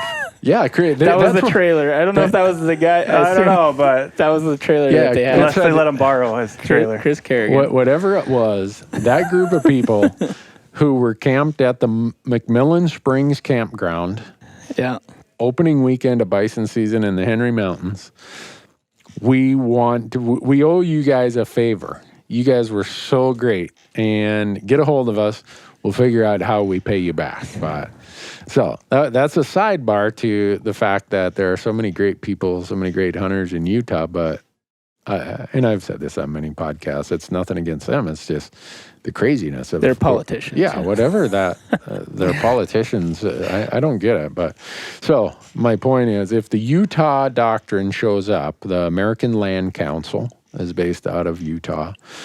Some of those other groups down there, just expect that they are there to pry your public lands from your hands. Mm-hmm. That's what the track record shows. Now so here's an example about how politicians say certain things versus what they do, right? 2014 or 15, what year was that? So the guy running for Montana Senate right now, Matt Rosendale, he is drinking the Kool-Aid from Utah when he's in our state legislature. He's promoting any bill the American Land Council from Utah comes forward with. He's like, I'll carry that bill. I'll vote for that bill. And his whole time in the state legislature, he votes again. He wanted to close sage grouse hunting, even though all the evidence shows hunting has no impact on sage grouse. He voted many times to not fund or not agree to conservation easements, access agreements, other stuff. But now he's running for statewide office to be a senator. Now all of his ads are about what a great public land advocate he is. Yeah. So I use this as an example to say so many times these people say something to get elected, and everyone's nodding their head, not just in the room, but listening is probably nodding their head. Oh, yeah. But their whole track record for however long they've been involved in policy decisions is a 180 from what they're saying today. Now, am I to believe that somehow along the way, Matt Rosendale had a see the light kind of moment that now he told all those Utah guys who were supporting him that you're not my friend anymore. That don't call me. I'm not taking your calls. Are we to believe when he gets to D.C., if he wins, that somehow he's severed all those ties and he's going to be this great public land advocate? He might have started watching your show or something. I mean, I think people can change their minds, but they can. Right. I don't. No, this guy, I don't believe it for a second. And I know some people are going to say, well, Newberg, why are you picking on Rosendale? I'm just using him as the example because it's one I'm intimately familiar with. Mm-hmm. That I would love for Rosendale to be the kind of guy who would support public access, support clean water, clean air, habitat, conservation, all that. But he's been in public life in Montana now for 6 or 7 years. And every time he had a chance to do it, he did the opposite. So, maybe he'll come on the podcast and he had an open invite. But now we're so close to the election date. I don't know if we can fit one in time. But you can take just about any state in the West, and you will have people running for office who today they're going to say something that is completely contradictory to what their track record shows. I think it's because they realize that was an important issue for Montanans, and they want to say they're telling people what they want to hear, right? And even if it's the way that they're not going to vote in the future. It could be New Mexico, some issue there where whatever state it is. You use Montana, and you're right.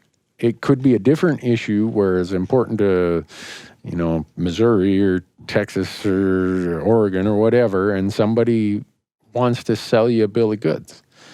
I think that the media platforms are doing a disservice by not pointing that shit out. I think if you are in outdoor media, you need to point out when someone's doing good and someone's doing bad, regardless of what side they're from. As it relates to, public lands, wildlife issues, things that affect you. What you say you're in business for. Right. If you are a media platform in our space and you're afraid to touch politics, you're going to become irrelevant someday, because the politicians have realized that we are not good at politics. So they're taking our issues and dragging them into state legislatures or into Congress. Mm-hmm. And if everyone in the outdoor media says, I don't want to touch that, I don't like politics, you can't score a touchdown if you're sitting in the bleachers. You can't stop the shot in the hockey game if you're sitting on the bench.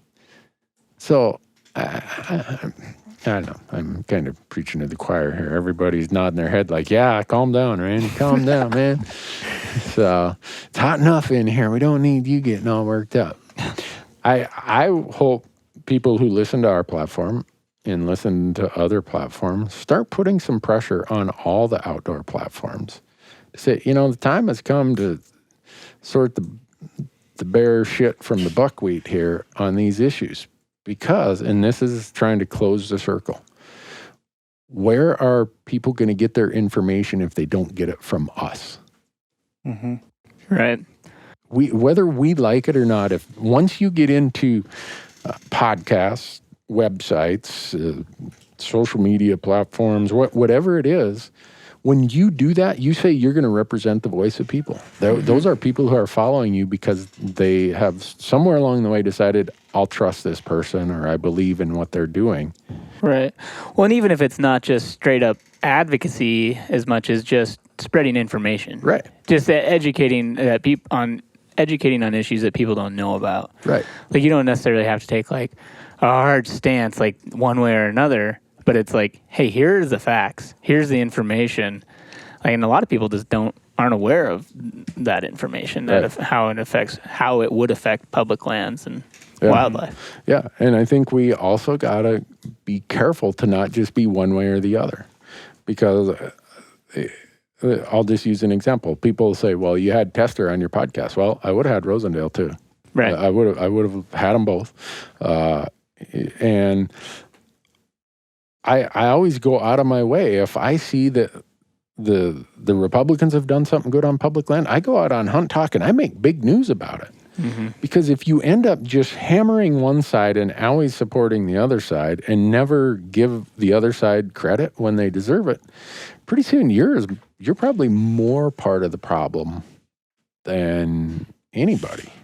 Yeah. I mean, it's really interesting to hear both sides. Like, and a lot of times both sides have good points on something. You just have to make a call. Right. But I mean, there's definitely things that are also pretty cut and dry. Yeah. Right. So, it's almost like some of us in the outdoor media world, we want to pretend we live in a different world than reality. Like you said, Marcus, sometimes it's just cut and dry. That's how it is. You know what? This person is really bad on our issues. Or state land transfer is not a good idea. Right. Or this group has really screwed this up. Yeah. They need to be called out on this topic or that topic.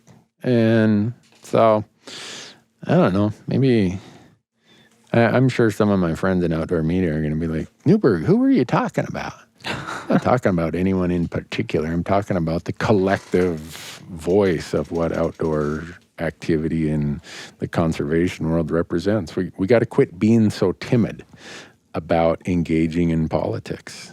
I mean, you guys know how timid I am about it. These three guys get to ride around the West in a pickup truck with me.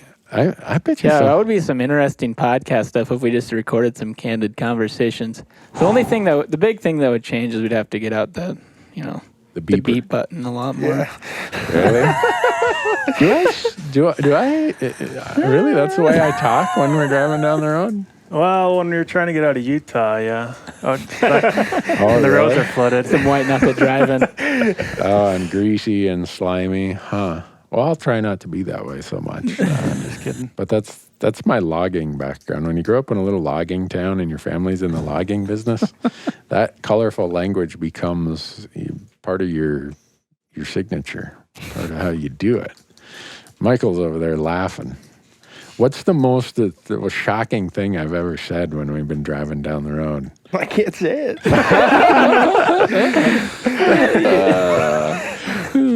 You do know that if ever someone suckered me into running for political office, the three of you guys would become independently wealthy. If somebody thought I had a prayer in hell of winning, there'd be so much outside money paying you guys to make up all kinds of stories.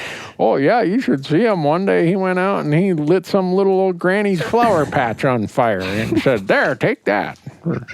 You guys would make up all kinds of stuff, but it would be your opportunity to actually cash in from the poor wages that you make here.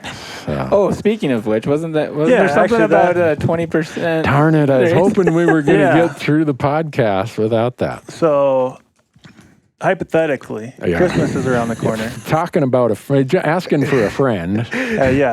Like Michael was asking earlier, like how could you get a pretty substantial Christmas bonus this year, maybe like 20% or so? Isn't that what he said?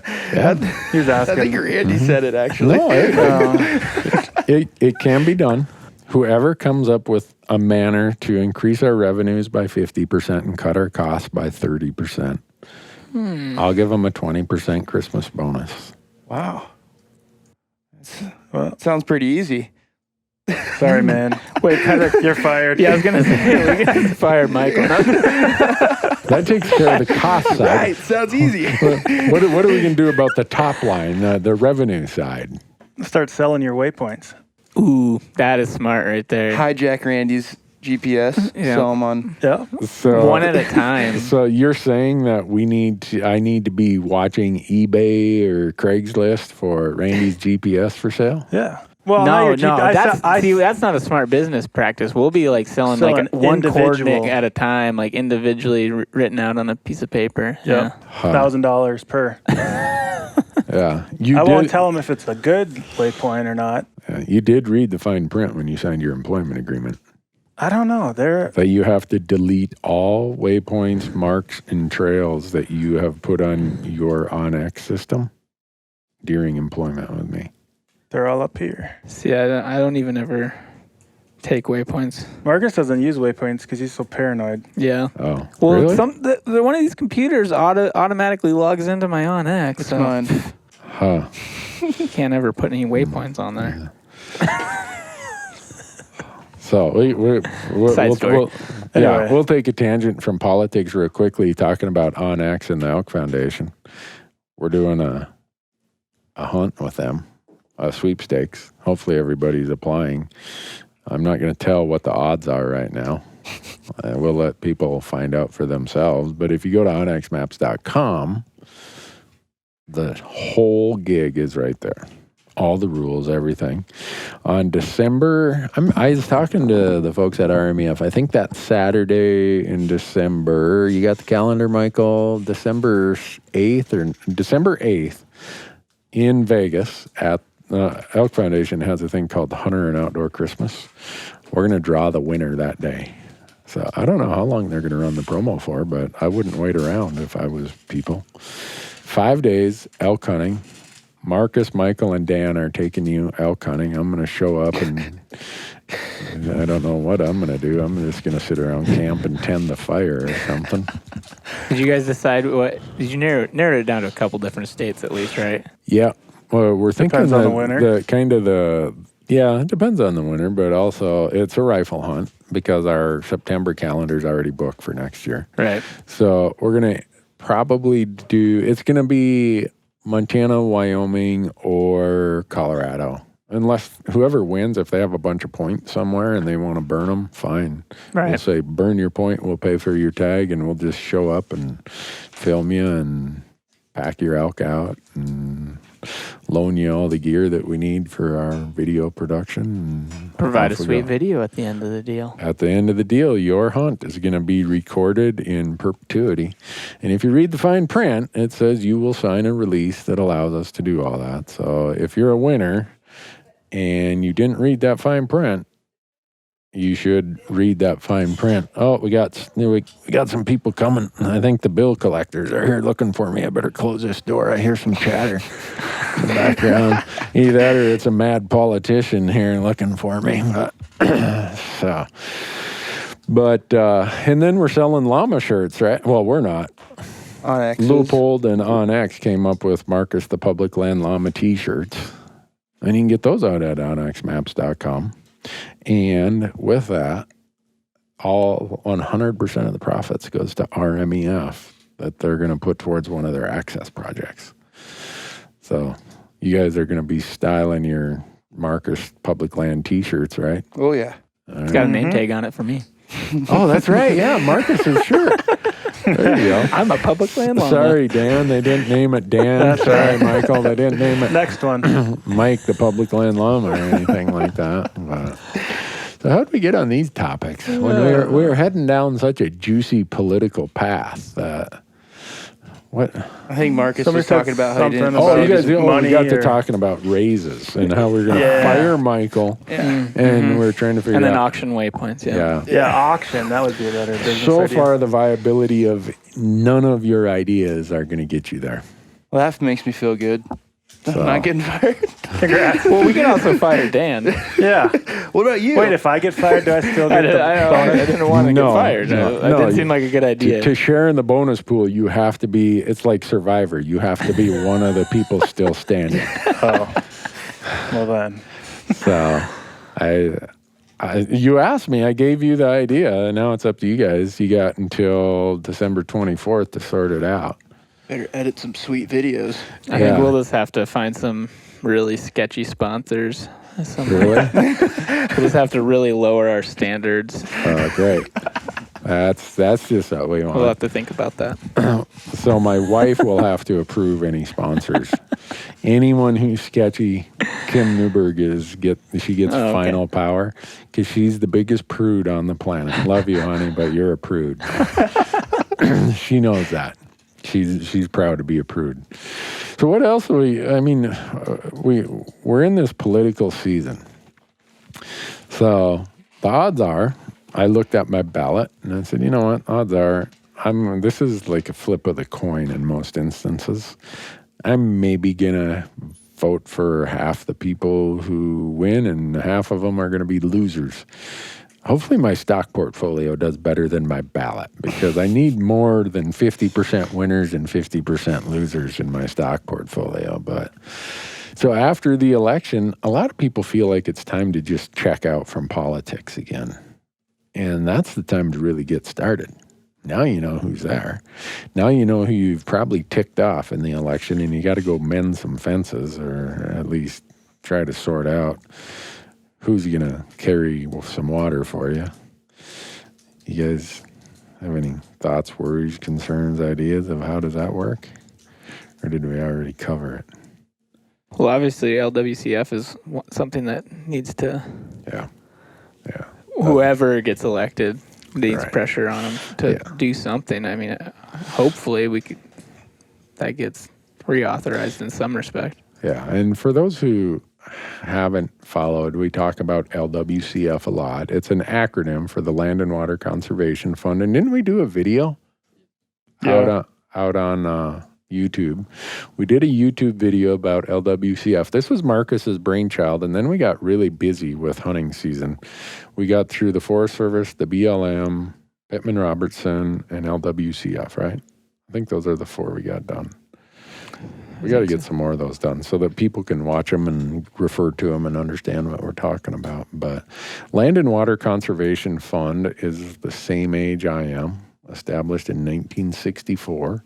And the deal was made that we would let companies do offshore oil drilling with some places exempted. If you take a look at which places are exempted, they were the states that had all the political power at the time. Their offshores are protected, their viewscapes.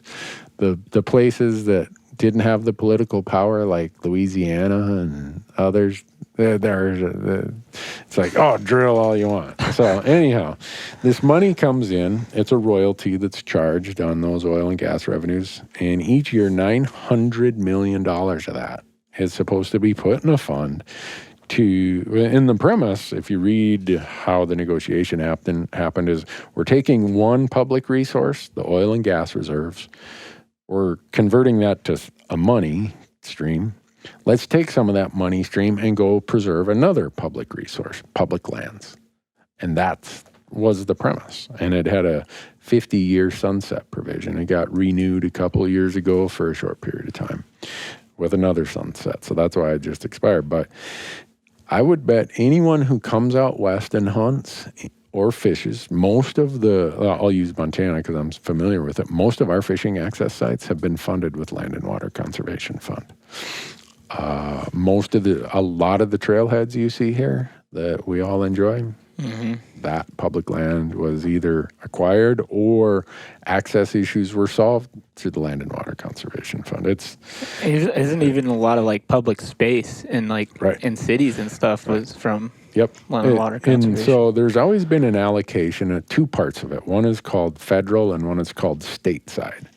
The amount of it that's earmarked for stateside gets sent to the states on a per capita basis. So California, being the most populous state in the nation, gets the largest percentage of that. Montana, being itty-bitty population, we get a small sliver of that. And then the federal side, that's just money that's in the pool that goes to Congress, or not goes to Congress, it goes to the U.S. Treasury.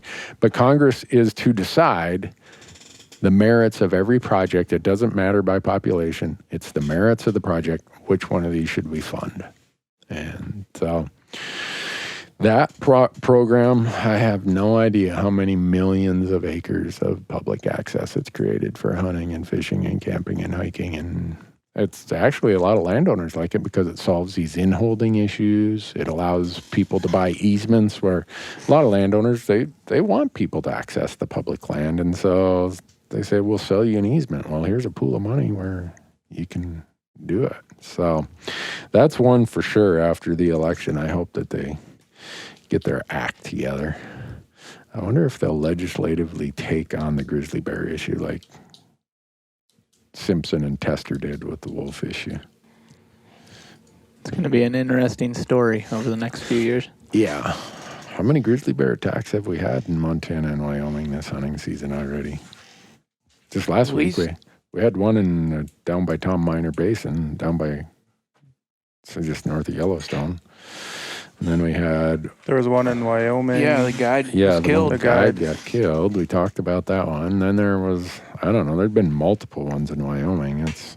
And I'm not saying that's grounds for why you delist something. You delist something because it's a recovered population that is no longer endangered or threatened. That's why you delist it, and we're well past that with grizzly bears. But Right. It's kind of somewhat of an indicator that there's just a lot of bears around.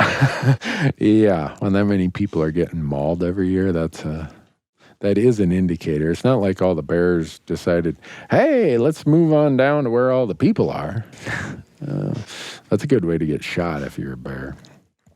So what else have we been doing? We've kind of, you guys can add any more politics if you want, but we've been antelope hunting. We've been bison hunting. We talked about the bison hunt. Going elk hunting. Now we're going elk hunting. Yep. Serious elk hunting. I'm excited. I'm shooting the first legal elk I see. Holding you to it. Cow, raghorn. You'll shoot a cow? Yeah, I've heard that. Hold on. Let me restate that. I was talking to Bo Beatty, the Llama Meister, is coming with us, and so is Lucas Burt from Leupold. And I told Bo yesterday, if Lucas starts passing on critters, I'm shooting.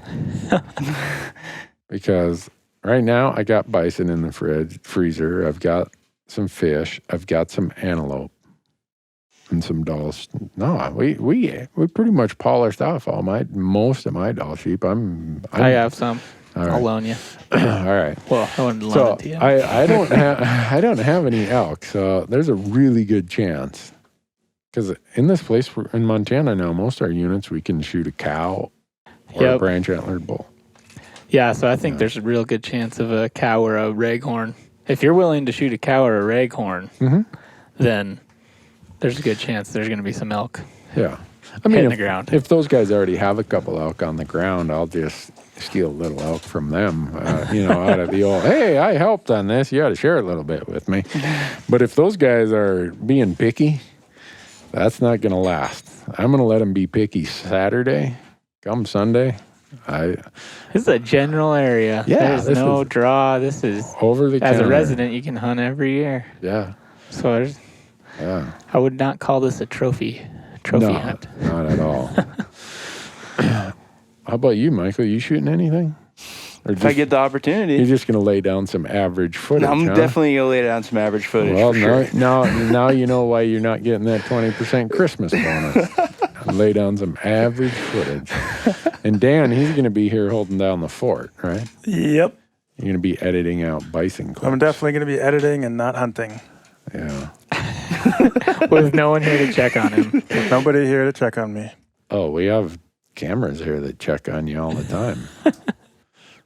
We know when that computer's being used Well, and it's not the being weekend. used. I'm talking this weekend. Oh, I You're got going you. elk hunting this weekend, I'm right? going to go elk hunting. You guys are going to get it done early, so then you can bring the llamas and come help my brother pack something out. Yeah, I'm trying to figure out if we're even bringing the llamas back after that hunt. Are we? Know. I don't know yet. Was that the plan? Yeah, that was the right. plan. Well, because you got your deer hunt coming Right. up. Well, I know. deer hunt and another elk hunt following this elk hunt. Oh, yeah, that's right. So But I have a 20 by 30 kennel that my dogs used to live in. I'm thinking I'd just throw those 4 llamas in there. I was measuring it out this morning. Those 4 llamas would easily You just Hang stake out them in in your there. yard. Yeah. Wouldn't even have to stake mow them your in lawn. my yard. Yeah. Yeah, that ground is going to be froze harder than hard. throw them in the pasture in the backyard, my backyard. Oh, yeah. Take care of some llamas. Couple days. Well, you might get that chance. Now you're getting towards that 20% Christmas bonus there, Michael. Michael, you might be getting a bonus. Thank you. Teacher's pet. But if any of them get hurt, damaged, or run away, you're fired. Yeah. So We did have a side story. We did have like 20 cows get out of the pasture the other day, so maybe it won't be a good idea to bring those no, llamas cows in. and llamas don't really get along well. That's not a good idea. Yeah. Your landlord won't like that. No, But she won't. well, it'll be interesting to see how the world slightly tilts the axis one way or the other on our issues after these midterm elections. Because in an election year, I wish election years were every 15 years. Is anyone as tired of election season as I am? Probably not. Well, I think you're a lot more involved than we are, I think. But You get a lot more questions than we do. Well, it's that, but it's also just nothing gets done because everybody's posturing, trying to wait and see what the election. Everything's focused on campaigns Yep. and getting reelected or elected. Well, we can't touch that until December because right now with the midterm, it's blah, blah, blah. Give me a break. That's like saying I get an extra 3 months off as a congressman or a senator every election year because no one wants to do anything. You folks ought to just go fishing. You're not getting anything done. Might as well go fishing. But what other issues have come up? We got to have something on our list of Issues? issues, topics, concerns, ideas, because the audience, after this is all done, the audience is going to email me and say, Newberg, you are the most blowhard kind of, well, I can't say that word. Marcus would have to get out his beeper button again. But I hope that people just take an interest in this and understand that these issues are becoming political issues. We can say, I don't like politics. We can say, oh, that's just not something I want to deal with. Well, fine. You're going to earn what you get then if you just check out and walk away from it. Because that's how life's going to be. None of this is changing. If anything, it's going to accelerate. We're going to see more and more of the politicization. I don't know if I said that right. Politicize. Yeah, I have no idea. Whatever. We know what you're saying. Yeah. We got it. Politics is going to have a greater influence on our issues every year, every decade, every generation. So the more we decide this is where we're going, this is what we're going to have to learn how to do, the better. Right. So I'd just say get out and vote, that's the biggest thing. Look at this guy. Michael's jonesing for a raise. Can you tell? Mm-hmm. Because at the opening of the podcast, I said anyone who doesn't vote is fired. So Michael's over here. He's writing on the whiteboard, "Get out and vote." He's probably going to be standing out on the corner here in front of the office with one of those placard signs. Get out and vote. Get out and vote. My boss said, "Get out and vote." That's right. But I hope you guys would tell me if you ever thought we were using these platforms in a way that wasn't, I don't want to say helpful, but if you thought we were going off the rails. We'd let you know. Would you? I would. Would you? Would you feel I think I would. comfortable saying, "Yo, Randy, He wants his job. Yeah. I don't think he would. Marcus, Michael and I, we're too Marcus is more bold. We're too nice. No offense, man. Whatever, dude. No. But have you ever tried to argue with Marcus? He's non-confrontational. He'll just say, whatever. Whatever. No, I haven't yet. Oh, wait till you're talking about where you should go. Marcus, what do you think of this? Well, this is what I do. And so when you try to push back to kind of get to the best answer, he's like, well, whatever. Yeah. Yeah, sure. It's like, no, I'm asking you these because I want to have a debate here. I want to get to the best outcome. And so you might think he's more inclined to speak up if I was out in the weeds, but I don't think he would. Yeah, I think maybe not then. I think he'd just say, hey, it's your platform. You do whatever the hell you want. So, but I don't know. Would you guys? I'm serious. If ever I was out in the weeds, I hope you'd tell me because my wife tells me. I'd surely tell you. Yeah, my wife. Did you tell him, Marcus? Would you tell him? He's off his rocker? I don't know. No, yeah. I'll tell you. Okay. I hope the audience would. I mean, I get some emails from people that are really pointed. Really, really pointed. But I take that as part of the, hey, we're touching issues that are important, that people feel compelled to write. And even if we disagree, I'm glad they take the time to tell me, because I always spend a lot of time thinking about that stuff. If someone writes me a real thoughtful email or message that's presenting a different viewpoint, I spend a lot of time thinking about that perspective and that idea. Now, if someone sends me the FU email, that goes delete. If I wasn't so much of a snowflake, I'd probably do the FU email back. But You get some of those emails? what? The FU? Yeah. Or I'm going to come whoop your ass? Either. Oh, yeah, I got both. I mean, the number of people who are coming to Johnson Road to whoop my ass is long. I'm surprised sometimes I come around the corner and turn off the highway that I don't see a string of cars out there waiting for me. When they do that, I say, here's my name, my address, here's my phone number. Call me and let me know when you're coming so I can get the mercurochrome and the Band-Aids out here. But I don't know. It's just the anonymity that comes with the digital world. People interact in a way that they otherwise wouldn't. But my wife has a fully loaded 20-gauge shotgun in her closet, though. So if any of you smartasses, you better hope I'm home when you show up at my house, because she has a home defense 20-gauge shotgun loaded with number 4 buckshot. That if somebody came in that house, they would be split in half.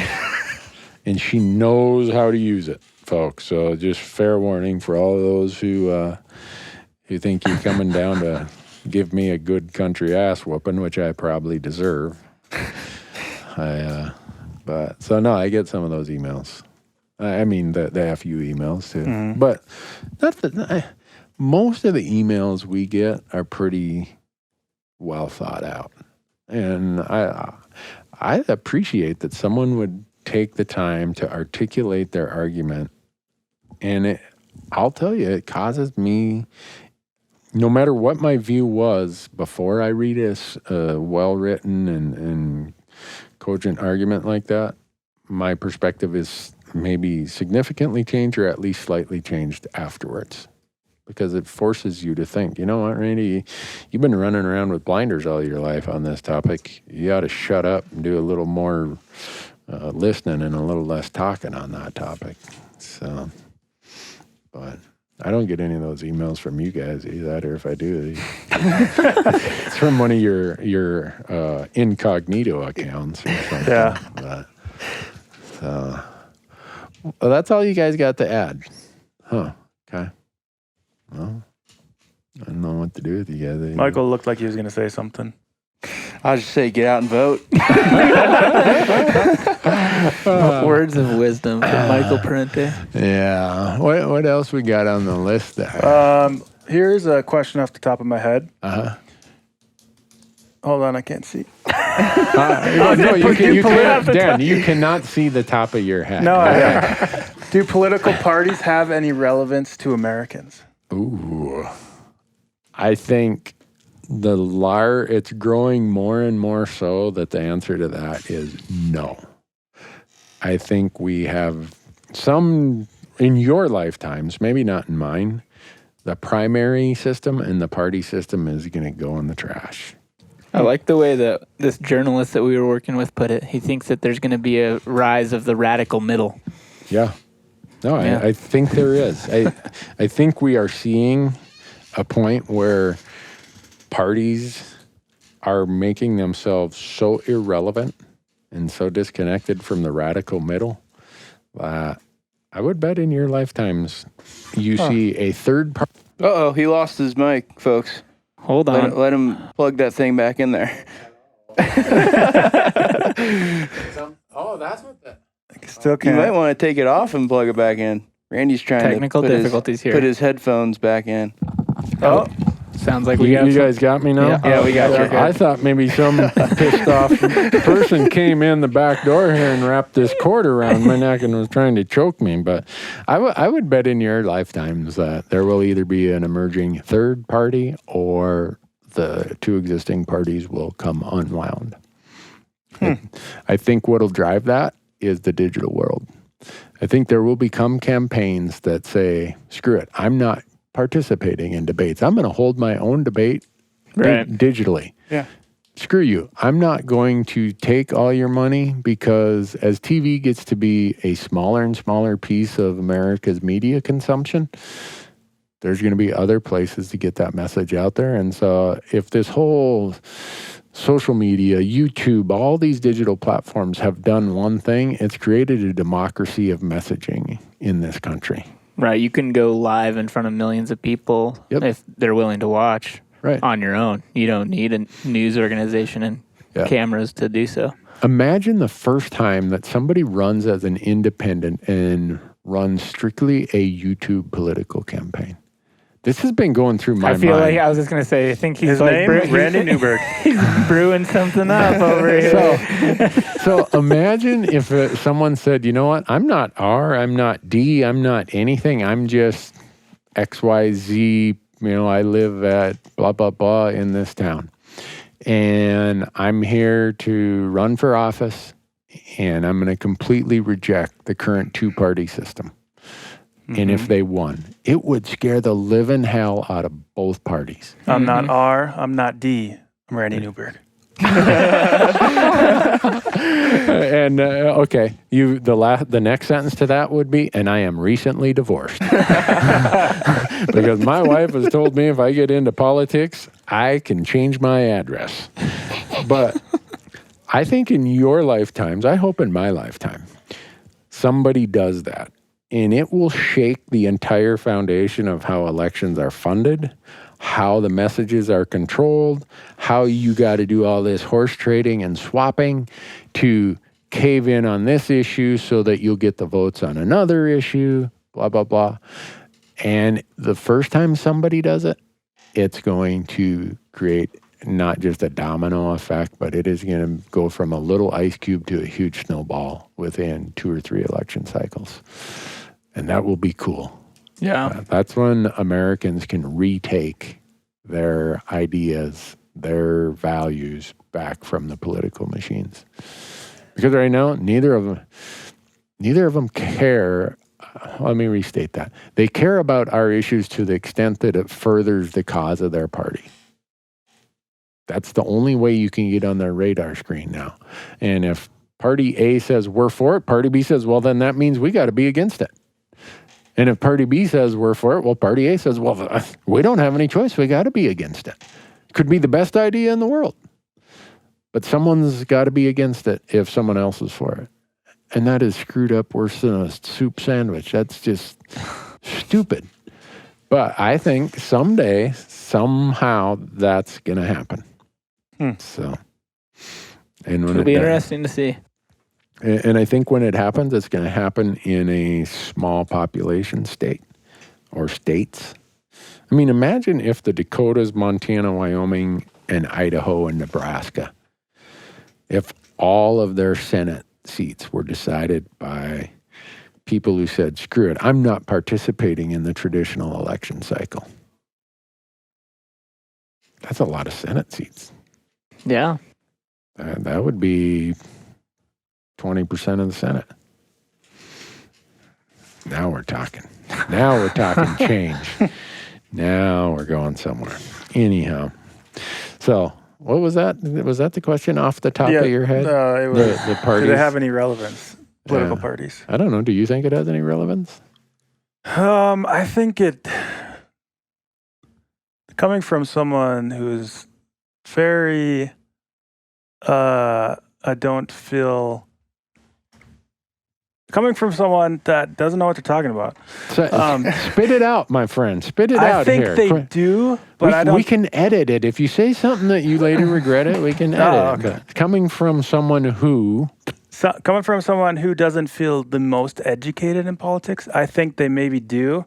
Because I think people that are really uneducated in politics, just as far as voting goes, they see which one's Republican or Democrat, and that's how they choose. Mm-hmm. So I don't think, in that regards, I think it has a relevance. Right, they're relevant, yeah, because people because those people rely on they're them. like, well, this is my party, so obviously I agree with them. Mm-hmm. Yeah. You think they're relevant, Michael? They have any relevance to you? To me personally, no. Oh, I like that. But yes, I do. I agree with what Dan's saying. I feel like a lot of people that I know identify with one or the other. Really? And that's how they're gonna vote. No, for sure. And it's, it's, I don't know, like if you're a hardcore one way, like how we were talking about earlier, I feel like more people put weight on the R or D than they do about the specific issues that, one candidate might be pro public lands and is a Democrat. Yeah. And then, but they're, originally voting for Republican. I don't know what I'm trying to say. It's just, I feel like that. So are you feeling that if there's an issue, a topic, or a candidate that someone's not sure of, they kind of default? Yes. to- Yes. Yes. Yeah. Okay. Kind of along the lines of what Dan was The saying. problem is people are lazy. Right. And so That's also true. They just, I'm guilty of it too. I'm lazy.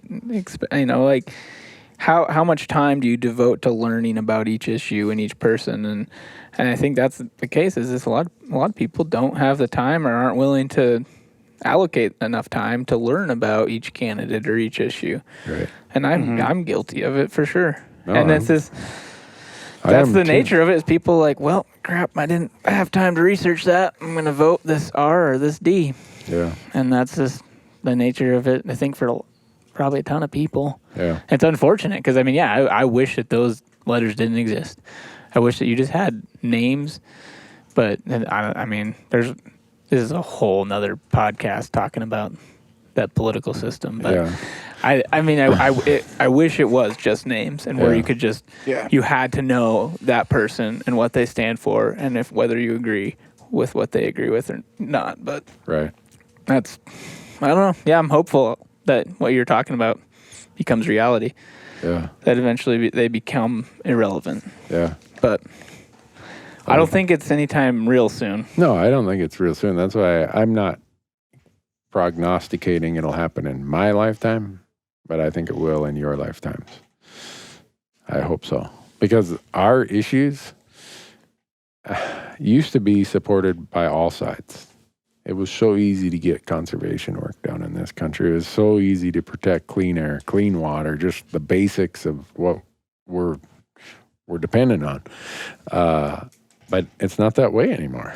And I hope we somehow get back to that. And whether or not we do, I don't know. But these podcasts, all media, if people think that 2018 has taken, at this point, we've taken a lot of political flavor to our issues, we've just seen the very tip of it. We are in 2020, our issues are going to be so politicized, and by 2030, I bet you sometime in the next 10 years, there's going to be a hunting, fishing, access, conservation, political action group put together that all they are for is informing people about the political and policy issues on those topics. We're going to have no choice because all of our issues are getting pulled over that way. And then all the people say, oh, I hate that stuff. Well, you know what? I do too. Imagine how much time I'd have or we'd have collectively if we didn't have to talk about these issues. If we just, let's go hunting instead of talking to politicians. If everyone just got along. Yeah. I'm with Marcus. Marcus for president. Or Marcus for Senate. Nah, Randy Newberg.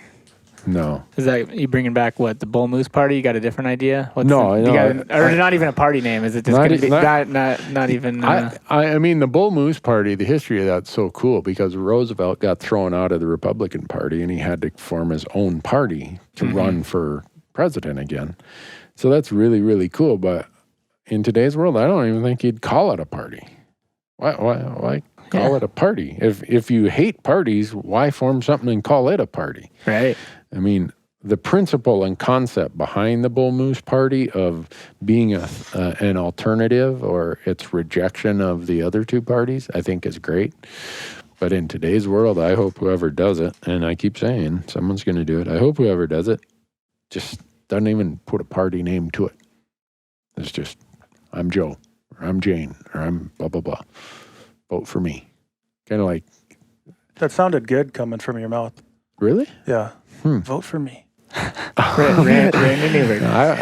He's talking in third person. Is what he's doing. So. No, I'm telling you guys, people say this all the time. There's not a chance in hell that I'm going to run for political office because my wife is the dearest person in the world and I don't want to get divorced. Okay. So you guys are going to have to figure out a different avenue to that one.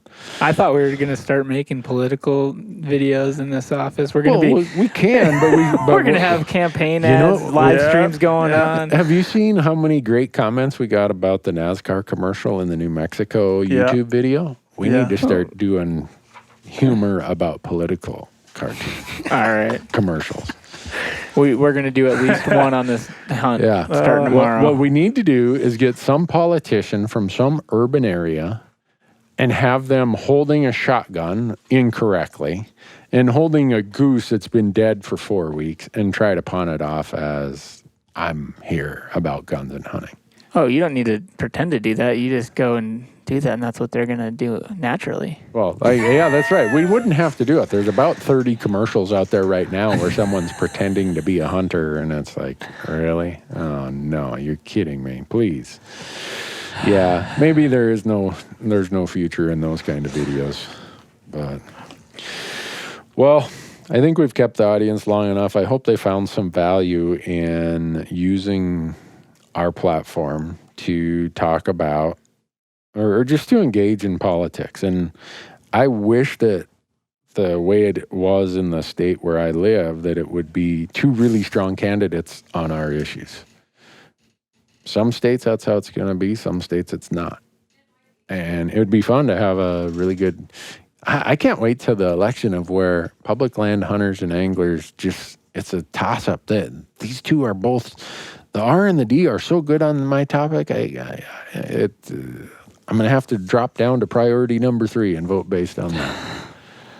You think we'll ever get there? No. Not really. All right, that's Randy Newberg's dream world, is that someday all candidates will be so good on these issues that we really don't even have to have political discussions. Dan's shaking his head like, you smoking something, dude? Because then there would be such less media and news. That's good. I think it's a good thing, but I don't think that would ever happen. We've got way more media than we need right now. And we've got news, fake news. We got, I don't know, what do we fall under? Fake news? We're not news. We're advocates. You know, that's the part that I have no idea. That's the part that also cracks me up is when people try to pawn off that, oh, I'm an independent, blah, blah, blah, blah, whatever. No, you're not. You are here advocating for whatever. So you're a scientist, right? Because I hear it all the time in these wolf, grizzly, bear, sage, grouse debates. You have a PhD or a scientist who goes to work for XYZ group. Well, I'll pick on a guy here. Sorry, Mike, but I'm going to pick on you. Mike Phillips. He's a scientist for the Turner Endangered Species Fund. Mm-hmm. Mike is not an independent, objective person. He is here to further the mission of the Turner Endangered Species Fund. It's kind of like in our world, people want to say, oh, I'm objective and independent. No, you're an advocate. I'm not objective and independent. I'm an advocate for public lands, hunting, fishing, conservation. Mm-hmm. And I'm not going to try to BS somebody that I'm not. If I try to say I'm not here to advocate, well, what the hell am I here for then? But I'm putting you guys to sleep. It's too warm in here. I'm getting all wound up. You guys are like, he's going to fly off the rails here any minute. We've seen this look before, and we got to go hunting with him for the next 6 days. That's what Michael's thinking. Michael, I can see what Michael's thinking. He's thinking about getting his stuff packed, aren't you? Yeah. I know. Michael's over there making notes, and he wants a 20% Christmas bonus, and he's not even engaging in the conversation. I wish I had more knowledge about this stuff. I'm really just soaking it all in. Yeah, right. I swear. Uh-huh. I wish, can we do a fan poll on a podcast like you can on Instagram? The poll would be, is Michael soaking it in or is he bullshitting us? No, I'm soaking it in, guys. Comments down below, folks. Is Michael soaking it in or is he dialed out and just BSing us? But anyhow, that's why we did this, folks. I appreciate you hanging in here with us. Like all of you, I wish politics were not part of it, but it is. So I'm done dancing around and trying to pretend otherwise. I want to use these platforms to give you the best information you can that helps you become more engaged, helps you find better solutions and better policy people as it relates to public lands, conservation, hunting, fishing, access, clean air, clean water, all the things that are important to what we do. So appreciate you listening. Appreciate all your support. And it is hunting season. So whatever you do before you listen to a podcast and waste your time, go out and hunt. That's way more important than listening to a podcast. Thanks a lot. Good luck out there.